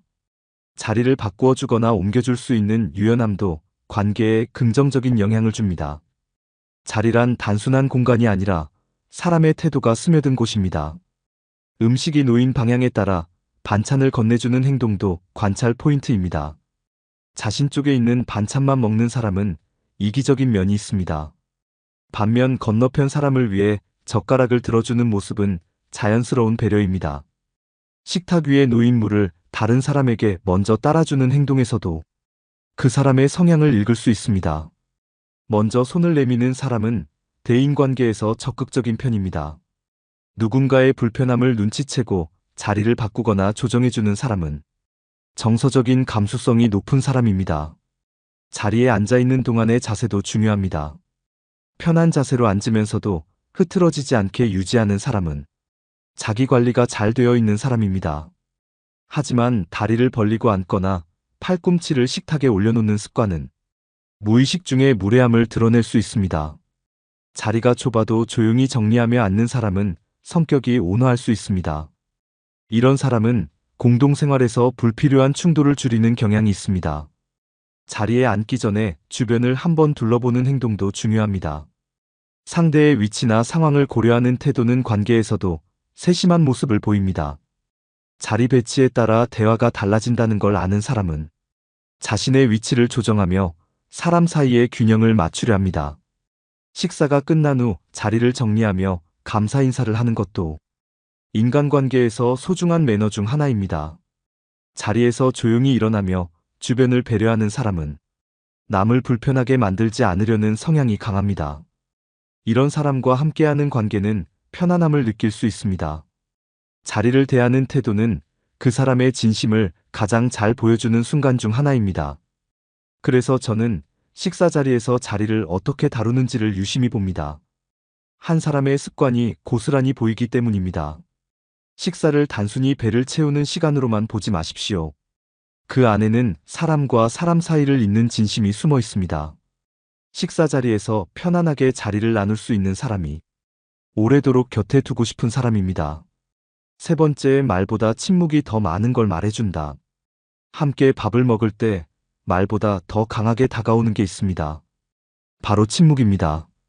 침묵이 편안한 관계는 그만큼 신뢰가 있다는 뜻입니다. 굳이 말을 하지 않아도 어색하지 않은 사이는 깊은 유대가 있다는 증거입니다. 하지만 침묵이 불편하고 눈치를 보게 만든다면 그 관계는 아직 거리감이 있다는 뜻입니다. 식사 중 말이 없다고 해서 모두 무례한 것은 아닙니다. 중요한 건 그 침묵이 편안한 분위기인지 아닌지입니다. 어떤 사람은 말없이 음식만 먹지만 행동 하나하나에 따뜻함이 느껴집니다. 반찬을 건네거나 물을 따라주는 사소한 동작에서 마음이 보입니다. 그 침묵 속에도 배려와 정이 담겨 있습니다. 반대로 눈도 마주치지 않고 자기 할 일만 하는 침묵은 차가움을 느끼게 합니다. 그 침묵은 관심 없음과 거리두기를 의미할 수 있습니다. 식사 시간은 서로의 리듬을 느낄 수 있는 순간입니다. 말이 없어도 상대의 기분을 살피는 감각은 관계에서 매우 중요합니다. 표정 하나, 눈빛 하나에도 많은 의미가 담겨 있기 때문입니다. 침묵 중에도 미소를 건네는 사람은 상대를 편안하게 만드는 재주가 있습니다. 말없이 수저를 챙겨주는 행동은 조용한 배려를 보여줍니다. 이런 행동은 말보다 더 깊게 마음에 남습니다. 소리 없이 국을 덜어주는 사람을 보면 그 사람의 성향을 금방 알 수 있습니다. 자연스럽게 타인을 배려하는 태도는 꾸며서 나올 수 있는 것이 아닙니다. 식사 중 말이 많아야만 좋은 관계라고 할 수는 없습니다. 중요한 건 그 자리에 함께 있는 동안 어떤 감정을 나누었느냐입니다. 침묵 속에서도 공감이 흐르는 관계는 말보다 더 단단한 신뢰를 만듭니다. 가끔은 괜한 말보다 조용히 함께 있는 시간이 더 따뜻할 때가 있습니다. 누군가의 기분이 좋지 않다는 걸 느꼈을 때 괜한 질문보단 조용히 반찬 하나 건네는 손길. 그게 진짜 위로가 되기도 합니다. 식사 중 침묵은 그 사람의 감정 조절 능력을 보여주기도 합니다. 긴장된 상황에서 말없이 웃으며 넘기는 사람은 감정 조절이 뛰어난 사람입니다. 반면 침묵 속에서 얼굴을 찡그리고 불편함을 숨기지 못하는 사람도 있습니다. 그런 행동은 갈등 상황에서 부정적인 반응으로 이어질 수 있습니다. 침묵은 자신을 표현하는 또 하나의 방식입니다. 말로 감정을 표현하지 않더라도 행동과 분위기로 마음을 전하는 사람은 상대방에게 안정감을 줄 수 있습니다. 조용한 식사 자리에서 대화를 끊지 않고 자연스럽게 이어가는 사람도 있습니다. 필요한 순간에 짧은 말 한마디를 더해주는 능력은 굉장히 중요합니다. 그 말은 길지 않아도 상대의 마음을 움직이게 합니다. 침묵이 어색하지 않으려면 기본적인 관계에 안정감이 필요합니다. 함께 있는 시간이 길지 않아도 침묵이 편하다면 좋은 관계입니다. 말이 없을 때 드러나는 자세나 눈빛, 그리고 표정은 그 사람의 속마음을 보여줍니다. 침묵 중에 눈을 맞추며 미소 짓는 사람은 공감 능력이 있는 사람입니다. 반대로 눈을 피하고 고개를 숙인 채 밥만 먹는 사람은 관계에 관심이 적을 수 있습니다. 밥상머리에서 서로 말없이도 물을 건네는 순간 신뢰는 깊어집니다. 말보다 더 강한 언어가 존재한다는 걸 식사 자리에서 느낄 수 있습니다. 조용히 물컵을 채워주는 행동 하나, 휴지를 건네는 손길 하나가 그 사람의 마음을 그대로 보여줍니다. 침묵은 때로 상대의 말을 기다리는 배려이기도 합니다. 말이 없는 순간에도 귀 기울이는 태도는 무시할 수 없는 매력입니다. 말로 가득 찬 식사보다 말 없는 여유가 있는 식사는 훨씬 깊은 관계를 만듭니다. 그래서 밥을 함께 먹을 때 침묵의 분위기를 잘 느껴보는 게 중요합니다. 그 분위기에서 진짜 관계의 상태를 알 수 있기 때문입니다. 불편한 침묵을 자주 만드는 사람과는 관계를 조심스럽게 바라봐야 합니다. 반대로 말없이도 편한 사람과는 자연스럽게 가까워질 수 있습니다. 말을 아끼고 행동으로 마음을 보여주는 사람은 언제나 신뢰받는 사람으로 남게 됩니다. 식사 자리에서 조용히 흘러가는 그 몇 분이 관계의 진짜 깊이를 알려줍니다. 네 번째, 음식을 대하는 태도에서 인생 태도가 보인다. 식사 자리에서는 음식 하나로도 사람의 태도를 알 수 있습니다. 어떤 사람은 음식을 정성스럽게 대하고 어떤 사람은 아무렇게나 대합니다. 이 작은 차이가 그 사람의 인생을 바라보는 방식과 맞닿아 있습니다. 밥을 먹기 전 감사 인사를 자연스럽게 하는 사람은 관계에서도 진심을 담습니다. 반면 아무 말 없이 수저를 드는 사람은 표현에 익숙하지 않을 수 있습니다. 누군가는 반찬 하나를 먹으며 정성을 느끼고 칭찬합니다. 이런 사람은 작은 일에도 감사를 느낄 줄 아는 사람입니다. 반대로 음식이 조금 짜거나 차가우면 바로 불평하는 사람도 있습니다. 그런 사람은 인생의 만족 기준이 높고 쉽게 실망하는 경향이 있습니다. 음식을 먹는 태도는 삶의 속도와 태도를 보여줍니다. 정성스럽게 음식을 음미하며 먹는 사람은 여유로운 성향입니다. 급하게 먹고 금세 자리를 정리하는 사람은 조급함이 강할 수 있습니다. 반찬이 부족해도 조용히 먹는 사람은 인내심이 강한 사람입니다. 하지만 바로 불편함을 표현하거나 남 탓을 하는 사람은 갈등을 쉽게 드러냅니다. 음식을 나눠 먹는 태도에서도 배려심이 드러납니다. 같은 반찬을 두고도 나눠주는 사람이 있는가 하면 자기 몫만 챙기는 사람도 있습니다. 국을 뜨며 먼저 덜어주는 사람은 타인을 먼저 생각하는 습관이 있는 사람입니다. 음식 취향이 다를 때도 태도 차이가 분명합니다. 다른 사람의 입맛을 존중하는 사람은 융통성이 있습니다. 자신의 입맛만 주장하며 메뉴를 바꾸려는 사람은 자기중심적일 수 있습니다. 음식을 흘리고도 모른 척하는 사람은 세심함이 부족합니다. 반대로 조용히 닫고 정리하는 사람은 타인을 배려할 줄 아는 사람입니다. 식사가 끝나고 접시를 모으거나 치우는 행동도 중요합니다. 스스로 정리하려는 태도는 책임감을 보여줍니다. 반면 그냥 자리를 뜨는 사람은 관계에서도 남에게 의존하는 경향이 있습니다. 음식이 많을 때는 양보하는 습관도 중요한 신호입니다. 다른 사람이 더 먹길 바라며 자신은 양을 조절하는 사람은 배려 깊은 성향입니다. 하지만 욕심을 내며 더 먹으려는 태도는 관계에서 불균형을 만들 수 있습니다. 맛있다고 칭찬하는 사람은 긍정적인 에너지를 퍼뜨리는 사람입니다. 하지만 입을 다문 채 무표정하게 먹는 사람은 감정 표현이 서툴 수 있습니다. 같이 먹는 사람을 챙기는 사람은 대체로 가정적이고 협동적인 성향입니다. 자기만 챙기고 상대를 신경 쓰지 않는 사람은 이기적인 면이 강할 수 있습니다. 휴지를 먼저 챙겨주거나 음식 온도를 물어봐주는 것도 관계에 관심이 있다는 증거입니다. 반대로 그저 먹기만 하고 말이 없는 사람은 감정 공유에 서툴 수 있습니다. 음식 하나하나에 감사하는 태도는 삶의 기본에 충실한 모습입니다. 작은 정성에도 감탄할 줄 아는 사람은 일상의 소중함을 아는 사람입니다. 반면 늘 부족하다 느끼고 불만을 표현하는 사람은 만족이 어려운 경우가 많습니다. 음식은 단지 먹는 행위가 아니라 함께하는 시간의 상징입니다. 그 시간 동안 얼마나 진심을 담느냐에 따라 관계의 질이 달라집니다. 식사 중 누군가를 위해 앞접시를 챙기는 모습은 정서적 성숙함을 나타냅니다. 이런 행동은 말보다 더 깊은 감동을 줄 수 있습니다. 입맛이 맞지 않아도 웃으며 넘기는 사람은 융통성이 있는 사람입니다. 작은 취향의 차이도 문제 삼는 사람은 갈등을 쉽게 일으킬 수 있습니다. 음식에 대한 태도는 결국 관계에 대한 태도입니다. 어떤 상황에서도 따뜻한 마음을 잃지 않는 사람이 진정한 관계를 만들어갑니다. 그래서 저는 식사를 함께하며 그 사람의 말보다는 행동을 더 유심히 봅니다. 그 사람이 음식에 대해 어떻게 반응하는지를 보면 그 사람의 인격이 보입니다. 결국 음식을 대하는 태도는 삶 전체를 대하는 태도의 축소판입니다.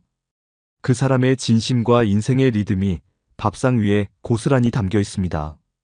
다섯 번째, 대화하는 태도의 관계의 온도가 보인다. 밥을 함께 먹는다는 건 단순히 식사를 하는 것이 아니라 마음을 나누는 시간입니다. 같은 자리에서 음식을 먹더라도 대화의 방식에 따라 관계의 질은 크게 달라집니다. 식사 중 누군가는 눈을 마주치며 진심 어린 대화를 나눕니다.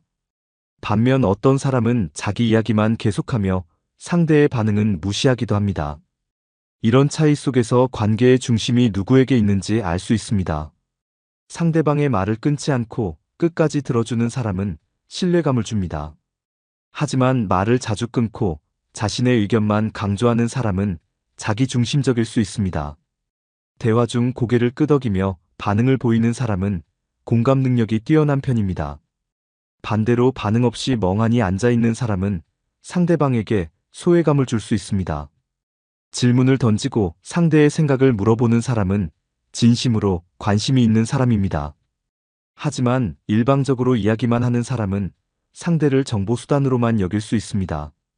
밥을 먹으며 핸드폰을 자주 보는 사람은 대화보다 자기 일에 더 집중하는 사람입니다. 반면 식사 중에는 핸드폰을 잠시 내려두고 대화에 집중하는 사람은 예의가 바른 사람입니다. 대화를 이끌기보다 상대의 흐름을 따라주는 사람은 관계에 유연한 태도를 가졌다고 볼 수 있습니다. 식사 중 서로 웃으며 이야기하는 사람과 웃음 없이 건조하게 말하는 사람의 차이는 큽니다. 대화에 따뜻한 감정을 담는 사람은 자연스럽게 주변 사람들과 가까워집니다.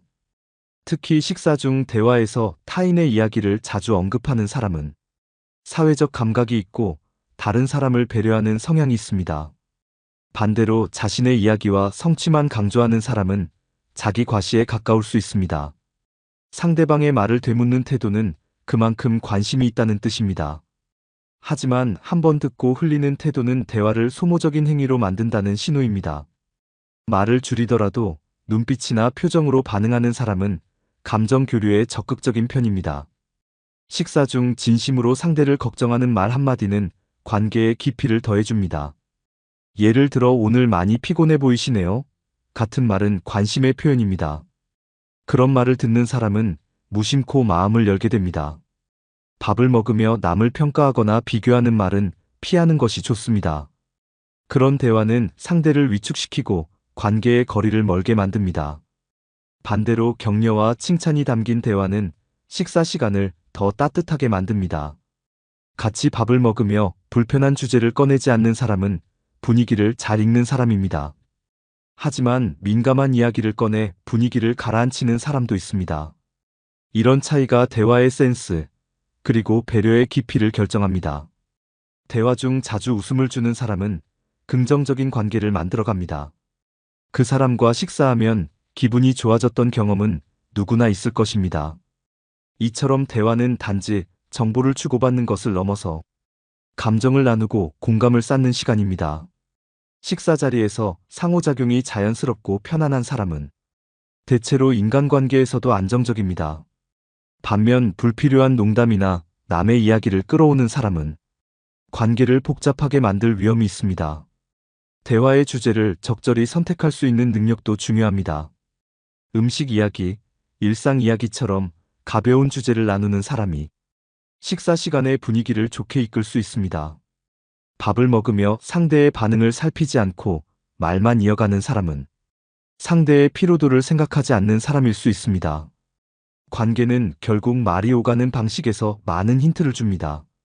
식사 자리에서의 대화 방식은 그 사람의 생활 방식과 연결됩니다. 따뜻한 대화가 오가는 식사는 관계의 온도를 높여줍니다. 밥상머리에서 어떤 대화를 나누느냐에 따라 그 사람과의 거리도 정해집니다. 좋은 관계는 말보다 말의 태도에서 시작됩니다. 그래서 저는 밥을 먹으면서 그 사람이 어떤 이야기를, 어떤 방식으로 하는지를 유심히 봅니다.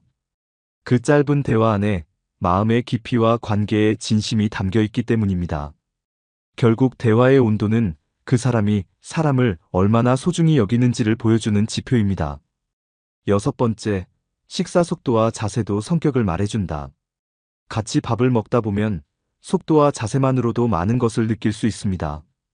누군가는 천천히 음식을 음미하며 먹고, 누군가는 빠르게 먹고 자리를 정리합니다. 이 식사 속도는 단지 식습관이 아니라 그 사람의 생활 리듬과 성격을 드러냅니다. 천천히 먹는 사람은 대체로 여유로운 성향이며 삶을 차분하게 바라보는 경향이 있습니다. 반면 급하게 먹는 사람은 바쁘고 조급한 삶을 살아왔을 가능성이 높습니다. 자세 역시 마찬가지입니다. 허리를 곧게 세우고 조용히 먹는 사람은 스스로를 잘 관리하는 성향이 강합니다. 하지만 몸을 뒤로 젖히거나 팔을 식탁에 올리는 사람은 긴장감이 덜하거나 예의에 덜 민감할 수 있습니다. 말없이 음식을 꾸역꾸역 먹는 사람은 감정 표현에 서툰 경우가 많습니다. 반대로 식사 중에도 밝은 표정으로 말하며 천천히 먹는 사람은 관계에 능숙한 사람입니다. 식사 속도는 그 사람의 감정 상태를 그대로 보여주는 거울이 되기도 합니다. 불안하거나 긴장된 사람은 음식을 빨리 넘기거나 양을 조절하지 못하는 경우가 많습니다. 편안한 사람은 음식 앞에서도 여유를 잃지 않고 상대와 속도를 맞추려 합니다. 속도를 맞춘다는 것은 단순히 먹는 속도가 아니라 함께하는 시간의 균형을 생각한다는 의미입니다. 급하게 먹고 먼저 일어나는 사람은 관계에서도 자기중심적인 태도를 가질 수 있습니다. 반대로 느긋하게 기다려주는 사람은 타인을 존중할 줄 아는 성향입니다. 식사 중 젓가락을 바르게 사용하는지 반찬을 조심스럽게 집는지도 중요한 신호입니다. 음식을 아무렇게나 집고 국물을 흘리는 사람은 세심함이 부족한 경우가 많습니다. 자세가 흐트러지면 상대방은 불편함을 느끼게 됩니다. 특히 식사 중 다리를 떨거나 의자에 비스듬히 앉는 행동은 상대에게 신경 쓰지 않는 모습입니다. 음식이 입에 가득 찬 상태로 말을 하는 사람은 공감 능력이 낮을 수 있습니다. 식사 자세는 함께하는 사람에 대한 배려를 보여주는 중요한 요소입니다. 조용히 반찬을 건네고 음식을 조심스럽게 덜어주는 모습은 관계를 소중히 여긴다는 뜻입니다. 반면 큰 소리로 먹거나 젓가락질이 난폭한 사람은 주변을 배려하지 않을 가능성이 있습니다. 식사 중 자리를 떠나는 행동도 성격을 반영합니다. 자주 일어났다 앉거나 자리를 빨리 떠나는 사람은 안정감이 부족한 경우가 많습니다. 반면 식사 후에도 자리에 남아 여운을 즐기는 사람은 감정 조절이 잘 되는 사람입니다. 식사 속도가 빠른 사람은 결정도 빠른 경우가 많지만 깊이 있는 관계에서는 피로감을 줄 수 있습니다. 천천히 식사하며 대화에 집중하는 사람은 신중하고 상대방에게 신뢰를 주는 경우가 많습니다. 음식을 먹는 방식에서도 성격이 드러납니다. 가장 좋아하는 반찬을 먼저 먹는 사람은 감정을 솔직하게 표현하는 사람입니다. 좋아하는 음식을 나중에 아껴두는 사람은 계획적이고 절제력 있는 성향입니다. 또한 음식이 입에 맞지 않아도 끝까지 먹으려는 사람은 인내심이 강합니다. 반대로 입맛에 맞지 않으면 금세 남기거나 음식을 바꾸려는 사람은 환경에 민감한 성향이 있습니다. 식사를 즐기는 자세는 삶을 즐기는 태도와 이어집니다. 좋은 식사 태도는 결국 상대방에게도 편안함을 전해줍니다. 자신만의 속도에만 집중하지 않고 함께 먹는 사람의 페이스를 존중하는 태도는 깊은 배려입니다. 이런 행동은 가족이나 친구, 동료와의 관계에서도 같은 방식으로 드러납니다. 식사 속도는 그 사람의 인내심을 보여주는 잣대가 되기도 합니다. 쉽게 흥분하지 않고 일정한 속도로 천천히 식사하는 사람은 위기 상황에도 흔들림이 적습니다. 그와 반대로 급하게 먹고 자주 말이 끊기는 사람은 상황 판단보다 반응에 치중할 가능성이 있습니다. 같은 식사 자리에서도 그 사람의 자세, 속도, 표정, 대화 방식이 모두 연결되어 있습니다. 따라서 밥을 먹을 때 단순히 식사만 하는 것이 아니라 상대의 성격을 느낄 수 있는 시간이 됩니다. 그래서 저는 처음 만나는 사람과의 식사 자리에서 자세히 관찰하려고 합니다. 그 사람이 어떤 리듬으로 사는 사람인지, 나와 잘 맞을 수 있는 사람인지 바로 느껴지는 순간이 있기 때문입니다. 결국 식사 속도와 자세도 관계의 방향을 알려주는 신호입니다. 지금까지 밥상머리에서 자연스럽게 드러나는 6가지 신호를 살펴봤습니다. 리더십, 자리 배려, 침묵의 분위기, 음식에 대한 태도, 대화하는 방식, 식사 속도와 자세까지. 모두 일상적인 식사에서 쉽게 지나칠 수 있는 것들이지만 그 속에는 우리가 함께 살아가는데 꼭 필요한 관계의 본질이 담겨 있습니다. 사람은 누구나 사회적인 가면을 씁니다. 처음에는 친절하고 다정해 보여도 시간이 지나면 조금씩 본 모습이 드러납니다. 하지만 밥상에서는 그 시간이 짧아집니다.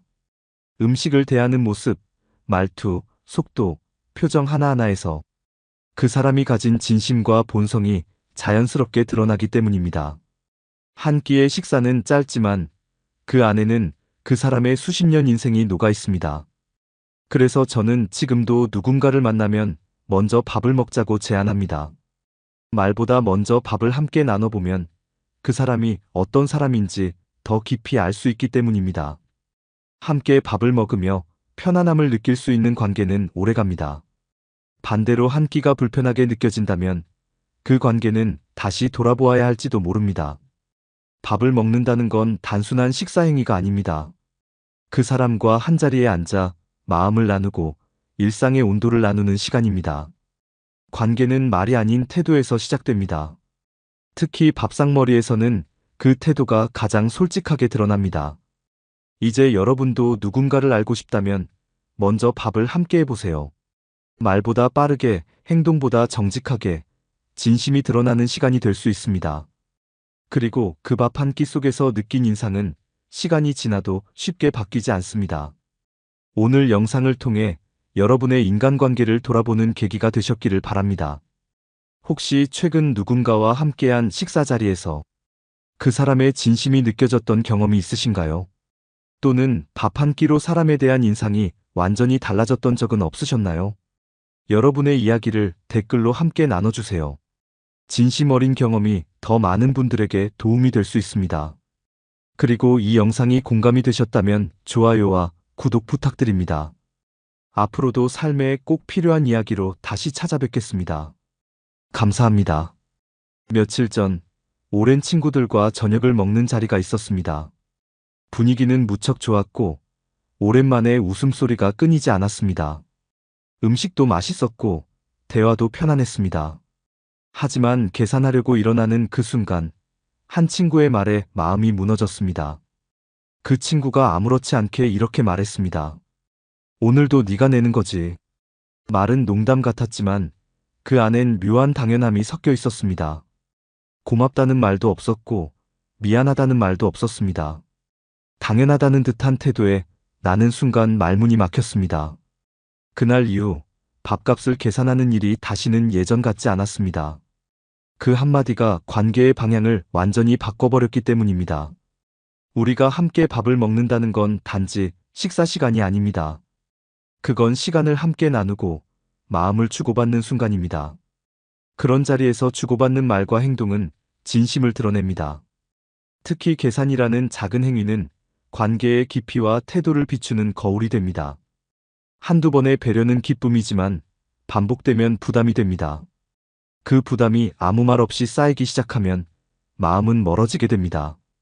우리가 살아가면서 마주하는 수많은 인간관계 속에서 가장 흔하고 가장 많이 오해가 생기는 순간이 바로 밥값 계산일지도 모릅니다. 그 자리에서 주고받는 말과 표정, 그 사람의 손놀림 하나까지도 어떤 관계인지 또 얼마나 진심인지 보여주는 신호가 됩니다. 오늘 영상에서는 밥값을 누가 내느냐가 아니라 어떻게 내느냐가 관계에 어떤 영향을 주는지를 이야기하려고 합니다. 기대와 무심함, 배려와 계산 사이에서 우리는 어떤 감정을 느끼게 되는지, 그리고 어떻게 하면 건강한 관계를 지켜갈 수 있는지를 나누고자 합니다. 밥값이라는 작은 순간에 감정이 흔들렸던 적 있다면 이번 영상을 끝까지 들어주시길 바랍니다. 분명히 여러분의 인간관계에 새로운 기준이 생길 수 있을 겁니다. 반복되는 계산 역할, 관계를 지치게 만든다. 어떤 자리에 나가면 늘 누군가가 계산을 합니다. 자연스럽게 계산하는 그 사람을 보며 다른 사람들은 안심하죠. 문제는 그 역할이 한 사람에게만 반복될 때 생깁니다. 처음엔 기분 좋게 내던 마음이 점점 부담으로 바뀝니다. 자신이 사야 관계가 유지된다는 생각이 들기 시작하죠. 상대는 고맙다고 말하지 않고 오히려 당연하게 생각합니다. 그러다 보면 서서히 마음이 멀어지고 자리를 피하게 됩니다. 계속되는 계산은 책임처럼 느껴질 수 있습니다. 그리고 그 책임은 억울함으로 바뀝니다. 나는 왜 항상 이 역할을 맡고 있나 하는 의문이 생기기 때문입니다. 사람들은 누가 한번 사면 그걸 고정된 역할로 받아들이는 경향이 있습니다. 고마움이 줄고 기대감만 커지면 관계는 점점 일방적이 됩니다. 밥값은 액수가 아닙니다. 반복되는 구조가 문제입니다. 내가 낸다고 해서 진심이 줄어드는 건 아니지만 그 진심이 기대가 되는 순간 관계는 무너질 수 있습니다. 정말 가까운 관계라면 서로 눈치 보지 않고 계산을 나누는 게 자연스럽습니다. 처음엔 편해서 맡았지만 시간이 지나면 습관이 됩니다. 그리고 습관은 기대가 되고 기대는 실망을 낳습니다. 그 사람은 그냥 웃으며 낼 수도 있습니다. 하지만 마음속에서는 왜 또 나지 않은 생각이 자주 들 수 있습니다. 문제는 아무도 그런 생각을 나눌 수 없다는 겁니다. 말을 꺼내기엔 너무 작고 참기엔 자주 반복되기 때문입니다. 한두 번의 배려는 괜찮지만 반복되는 희생은 지칩니다. 지친 마음은 서운함이 되고 결국 관계에 균열이 생깁니다. 중요한 건 계산하는 사람이 아니라 계산을 어떻게 받아들이느냐입니다. 늘 같은 사람이 계산하는 모임은 균형이 무너진 관계입니다. 서로 나누지 못하는 관계는 오래가기 어렵습니다. 자주 계산한다고 해서 좋은 사람이 되는 게 아닙니다. 서로를 배려하며 공평하게 유지되는 관계가 건강한 관계입니다. 한 사람만 계산하는 관계는 언젠가 반드시 흔들리게 되어 있습니다. 상대는 내가 편해서 계산한다고 생각할지 모르지만 그 편함이 당연함으로 변하는 순간 그 관계는 멀어집니다. 어떤 관계든 너무 자주 반복되는 역할은 피로를 가져옵니다. 밥값도 마찬가지입니다. 배려가 고정된 역할이 되면 그것은 배려가 아니라 의무가 됩니다. 그리고 사람은 의무에 오래 머무를 수 없습니다. 관계는 나눌 수 있어야 오래 갑니다. 밥값을 나누는 건 돈을 나누는 것이 아니라 책임을 나누는 것입니다. 그 작은 순간을 나눌 수 있어야 큰 마음도 나눌 수 있습니다. 그래서 나는 말합니다. 늘 한 사람이 계산하는 구조라면 그 관계는 점검이 필요하다고요. 처음엔 고마웠던 일이 반복되면 어느새 당연한 일이 됩니다. 밥값도 마찬가지입니다. 처음엔 오늘도 고마워라고 말하던 사람이 나중엔 아무 말 없이 기다리게 됩니다. 기다림은 곧 기대가 되고 기대는 곧 실망으로 이어질 수 있습니다. 상대방이 계산하는 걸 지켜보는 동안 고마움을 느끼는 게 아니라 오늘도 그 사람이 내겠지 하는 생각을 하게 됩니다. 이런 무언의 기대가 쌓이면 관계는 천천히 뒤틀리기 시작합니다. 기대를 말로 하지 않더라도 행동에서 느껴집니다. 예를 들어 계산서가 나오면 아무도 움직이지 않고 계속 앉아만 있는 장면을 상상해 보세요. 그 상황이 3번만 반복되면 누가 계산할 사람인지 자리가 정해져 버립니다. 그리고 한번 굳어진 역할은 쉽게 바뀌지 않습니다. 사람은 편해지는 방향으로 흘러가기 때문에 익숙한 구조를 바꾸려고 하지 않습니다. 그래서 계산하는 사람만 마음속으로 쌓여갑니다. 무언의 기대는 겉으로 드러나지 않기 때문에 오히려 더 오래, 더 깊게 남습니다. 내가 하지 않아도 된다는 생각이 관계의 평형을 무너뜨리기 시작합니다.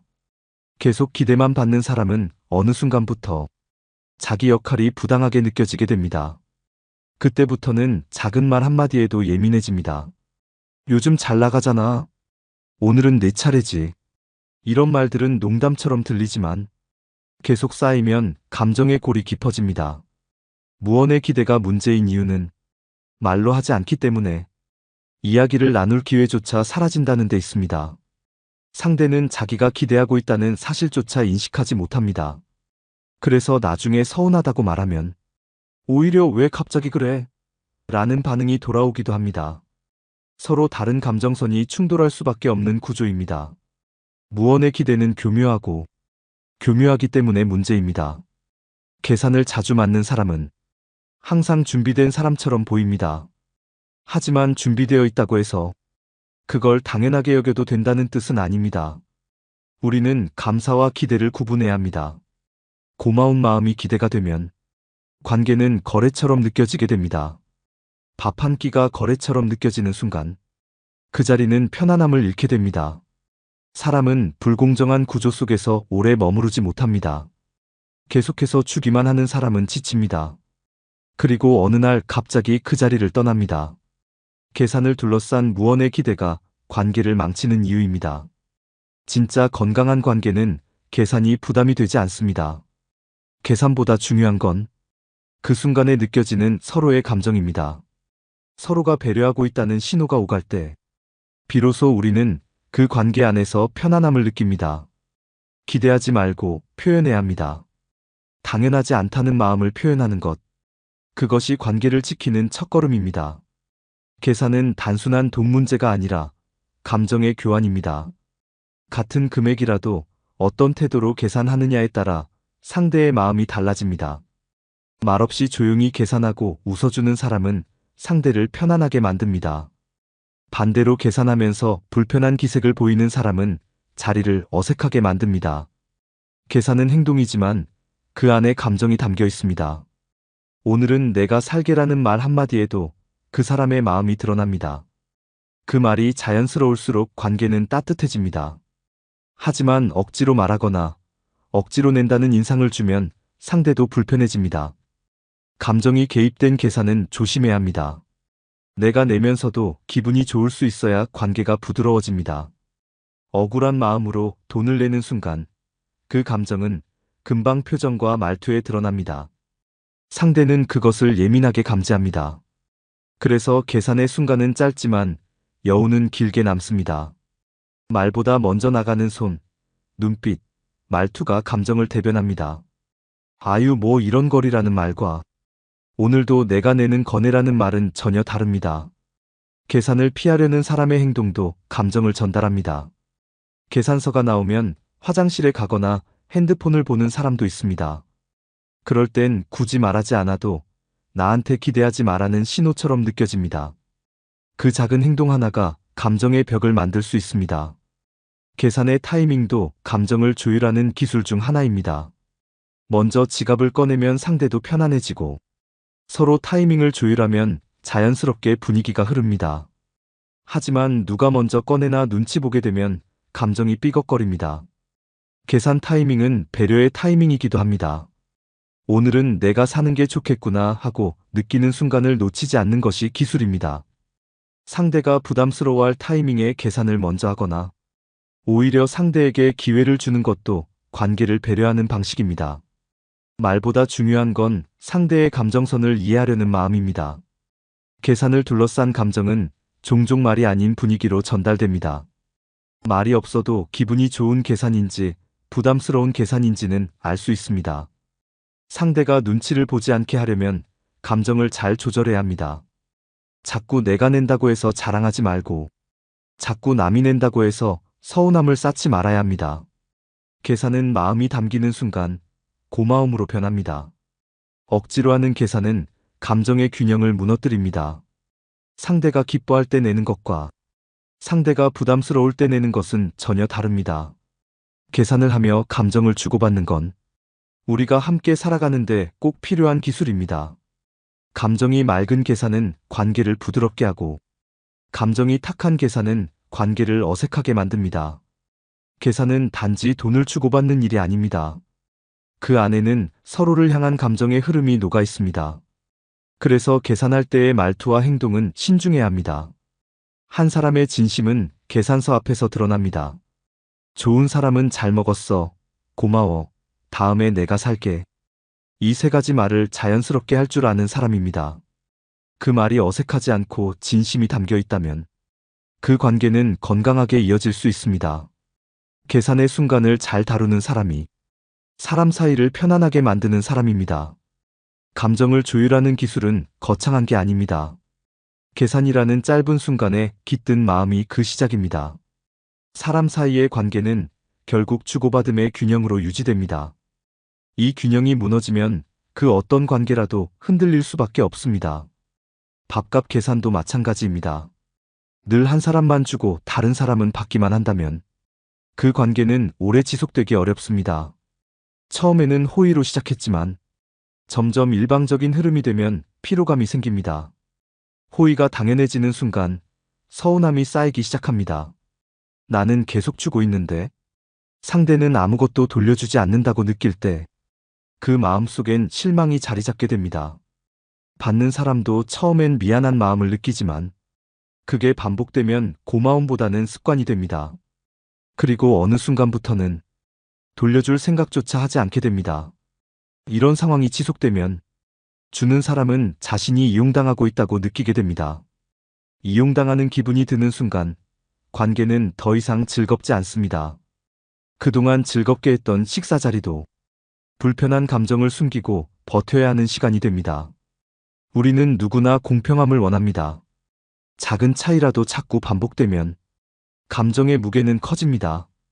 누군가가 늘 밥을 사는 관계는 어느 한쪽의 희생으로 이어지기 쉽습니다. 처음엔 그냥 지나쳤던 일이 나중엔 섭섭함으로 커질 수 있습니다. 그러면 그 관계는 점점 멀어지게 됩니다.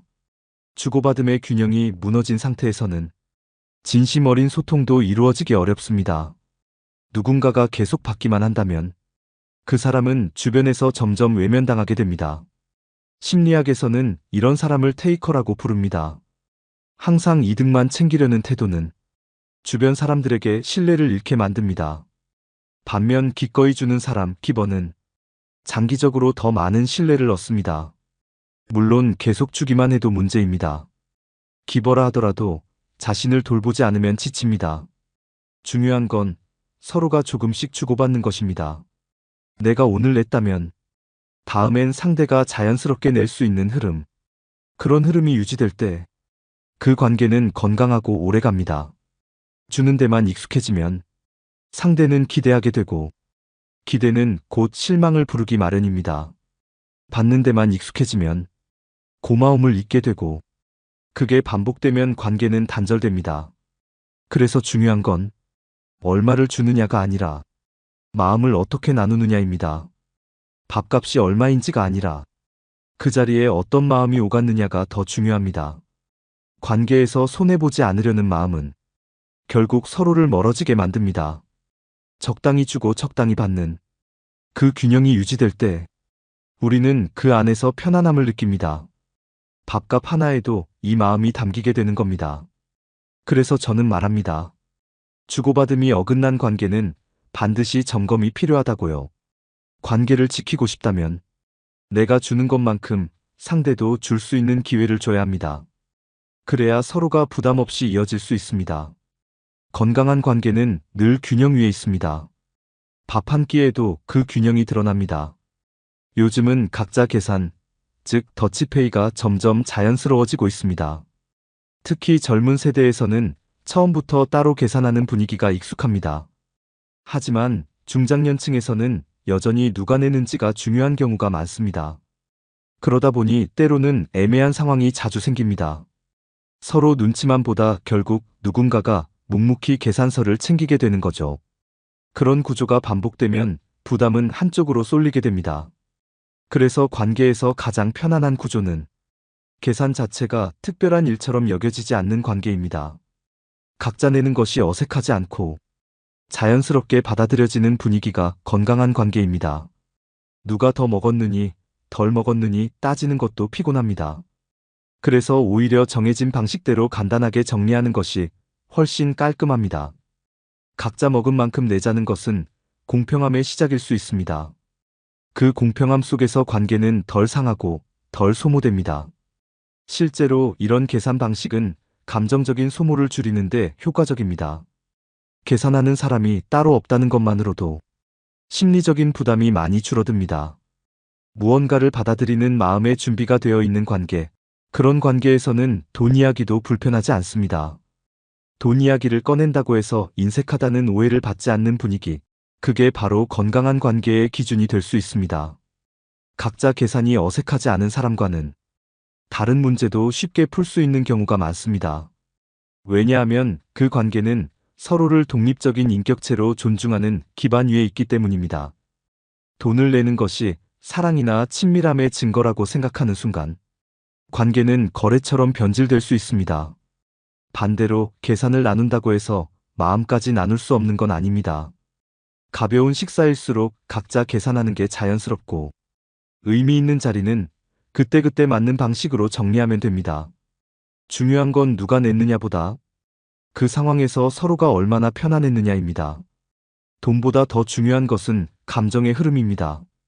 자연스럽게 각자 계산하는 관계는 불필요한 오해를 만들지 않습니다. 계산이 쌓이지 않으니 감정도 쌓이지 않죠.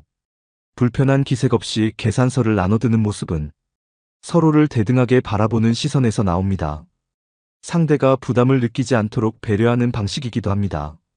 사소한 것 같지만 이건 관계에서 아주 큰 차이를 만듭니다. 자연스러운 더치페이는 신뢰와 존중에서 비롯됩니다. 누군가에게 의존하지 않고 스스로 감정을 조절할 수 있다는 뜻이기도 합니다. 계산이 어색하지 않은 사람과는 다른 대화도 어색하지 않게 이어집니다. 금액보다 중요한 건 그 상황을 어떻게 마무리하느냐입니다. 계산할 때마다 부담을 주는 사람은 결국 사람을 잃습니다. 부담 없이 나누는 사람은 관계를 오래 지켜냅니다. 따로 계산하자고 말했을 때 눈치 주지 않고 그래, 좋아하며 웃어주는 사람과는 어떤 자리에서도 편안함을 느낄 수 있습니다. 그 편안함이 쌓이면 오래가는 신뢰가 됩니다. 그래서 저는 말합니다. 계산이 편한 사람이 결국 마음도 편한 사람이라고. 그리고 그런 사람이 곁에 있는 게 가장 큰 복이라고. 우리는 종종 계산하는 사람을 보며 감사의 마음을 느낍니다. 하지만 정말 마음이 따뜻해지는 순간은 따로 있습니다. 그건 돈보다 말 한마디, 표정 하나, 작은 행동에서 옵니다. 밥을 사고도 잘 먹었어. 다음엔 너가 사라고 웃으며 말해주는 사람. 그런 사람에게는 금액보다 마음이 느껴집니다. 돈을 냈다고 해서 꼭 좋은 사람은 아닙니다. 반대로 돈을 내지 않아도 고마움을 진심으로 표현하는 사람은 오래 기억에 남습니다. 계산을 하고도 아무 말 없는 사람보다 작은 금액이라도 함께하려는 마음이 있는 사람이 더 따뜻합니다. 진심은 계산서가 아니라 말과 태도에서 드러납니다. 오늘 고마워, 정말 덕분에 잘 먹었어라는 한마디. 그 말 하나가 오랫동안 마음에 남습니다. 진심이 담긴 인사는 오히려 금액보다 깊게 다가옵니다.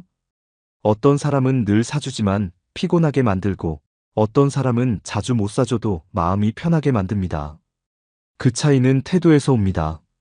계산을 도와주진 못하더라도 식사 내내 분위기를 밝게 만들어주는 사람도 있습니다. 그런 사람은 자리를 따뜻하게 만듭니다. 또 어떤 사람은 계산하고 나서 조용히 뒷정리를 도와줍니다. 그 조용한 손길이 마음을 움직일 때가 많습니다. 진짜 배려는 거창하지 않습니다. 계산하는 사람을 응원해주는 한마디면 충분합니다. 다음에 꼭 내가 살게라는 말보다 고마워, 덕분에 오늘 참 즐거웠어가 더 진심입니다. 식사 자리에서는 돈보다 마음이 먼저입니다. 분위기를 살피고 상대의 기분을 먼저 생각하는 사람이 계산을 하지 않아도 고맙게 느껴집니다. 마음이 느껴지는 자리는 오래 기억됩니다. 좋은 말은 기억에 남고 무심한 말은 상처로 남습니다. 계산이 끝난 후 나오는 말이 중요합니다. 무심코 그냥 됐어라는 말보다 즐거운 시간이었어, 고마워가 관계를 따뜻하게 만듭니다. 밥값보다 기억에 남는 건 함께한 순간의 감정입니다. 음식을 맛있게 먹어주고 고맙다고 눈을 마주치며 말해주는 사람. 그 사람이 진짜 좋은 사람입니다. 계산하는 사람을 부끄럽게 만들지 않는 것도 배려입니다. 너무 티내지 않고 조용히 감사하는 태도, 그 안에 진심이 담깁니다. 돈은 지나가지만 말은 남습니다. 계산서를 대신 들지 못하더라도 마음을 나누는 말은 누구나 할 수 있습니다. 가끔은 계산을 못해 미안하다고 말하는 것도 용기입니다. 그 솔직함이 관계를 더 가깝게 만들어줍니다. 상대방의 배려를 당연하게 여기지 않는 사람은 계산을 하지 않아도 신뢰를 줍니다. 네가 내줘서 고마워. 다음에 꼭 내가 살게. 이런 말은 계산을 넘어서 진심을 전합니다. 밥값은 상황에 따라 바뀔 수 있지만 진심은 늘 사람에게 전해집니다. 그래서 저는 계산이 끝난 뒤의 말과 행동을 더 중요하게 생각합니다. 계산은 끝났어도 진심은 그 자리에서 시작될 수 있으니까요. 지금까지 우리는 밥값 계산이라는 아주 작고 일상적인 장면을 통해 인간관계의 본질을 들여다봤습니다. 반복되는 계산 역할이 한 사람에게 쏠릴 때 그 관계는 서서히 무게를 잃습니다. 고마움이 기대가 되고 기대가 당연함으로 바뀌면 관계는 틀어지기 시작합니다. 또한 말하지 않고 눈치로만 전해지는 무언의 기대는 오해를 만들고 감정을 소모하게 만듭니다. 계산을 누가 하느냐보다 어떤 태도로 하느냐가 중요합니다. 계산을 하면서 피곤한 기색을 내비치거나 반대로 너무 편하게 기대하는 사람은 관계에서 무의식적으로 경계심을 불러옵니다. 주고받음의 균형이 맞지 않으면 관계는 오래가기 어렵습니다. 주는 사람은 지치고 받는 사람은 점점 무감각해지기 마련입니다. 건강한 관계란 계산이 어색하지 않고 더치페이든 돌려가며 사든 서로에게 부담을 주지 않는 흐름이 유지되는 관계입니다. 계산이 편한 사람과의 관계가 결국 마음도 편한 관계입니다. 그리고 돈보다 진심이 느껴지는 순간은 작은 말 한마디, 진심 어린 눈빛, 식사 후 전하는 감사의 인사 속에 있습니다. 우리는 밥을 먹으면서 단순히 배만 채우는 게 아닙니다. 함께 밥을 먹는 그 짧은 시간 안에 그 사람의 태도, 마음, 관계의 방향까지도 확인할 수 있습니다. 오늘 이 영상을 끝까지 보신 분들은 아마도 누군가와의 관계에서 한두 번쯤 이런 감정을 느껴보셨을 겁니다. 기꺼이 냈지만 당연하게 여겨져 서운했던 순간, 고마운 말 하나 없이 반복되는 계산에 지쳐버린 경험, 아니면 반대로 계산하는 사람에게 진심으로 감사했던 기억도 있으실 겁니다. 밥값을 내는 일은 작지만 관계를 움직이는 힘이 있습니다. 말 한마디가 상대를 편하게도 불편하게도 만들 수 있습니다. 그래서 더 중요한 건 계산의 금액이 아니라 그 순간에 담긴 태도입니다. 여러분은 최근에 어떤 방식으로 밥값을 나누셨나요? 혹시 기억에 남는 고마운 식사 자리가 있으셨다면 댓글로 함께 나눠주세요. 그리고 이 영상이 나와 관계를 되돌아보는데 도움이 되셨다면 좋아요와 구독 한번 눌러주시면 더 좋은 이야기로 찾아뵙겠습니다. 밥 한 끼 속에 담긴 진심, 그 마음을 서로 나눌 줄 아는 사람들이 결국 좋은 관계를 오래 이어갑니다. 앞으로 여러분의 밥상 위에도 늘 따뜻한 말과 배려가 가득하길 바랍니다. 감사합니다.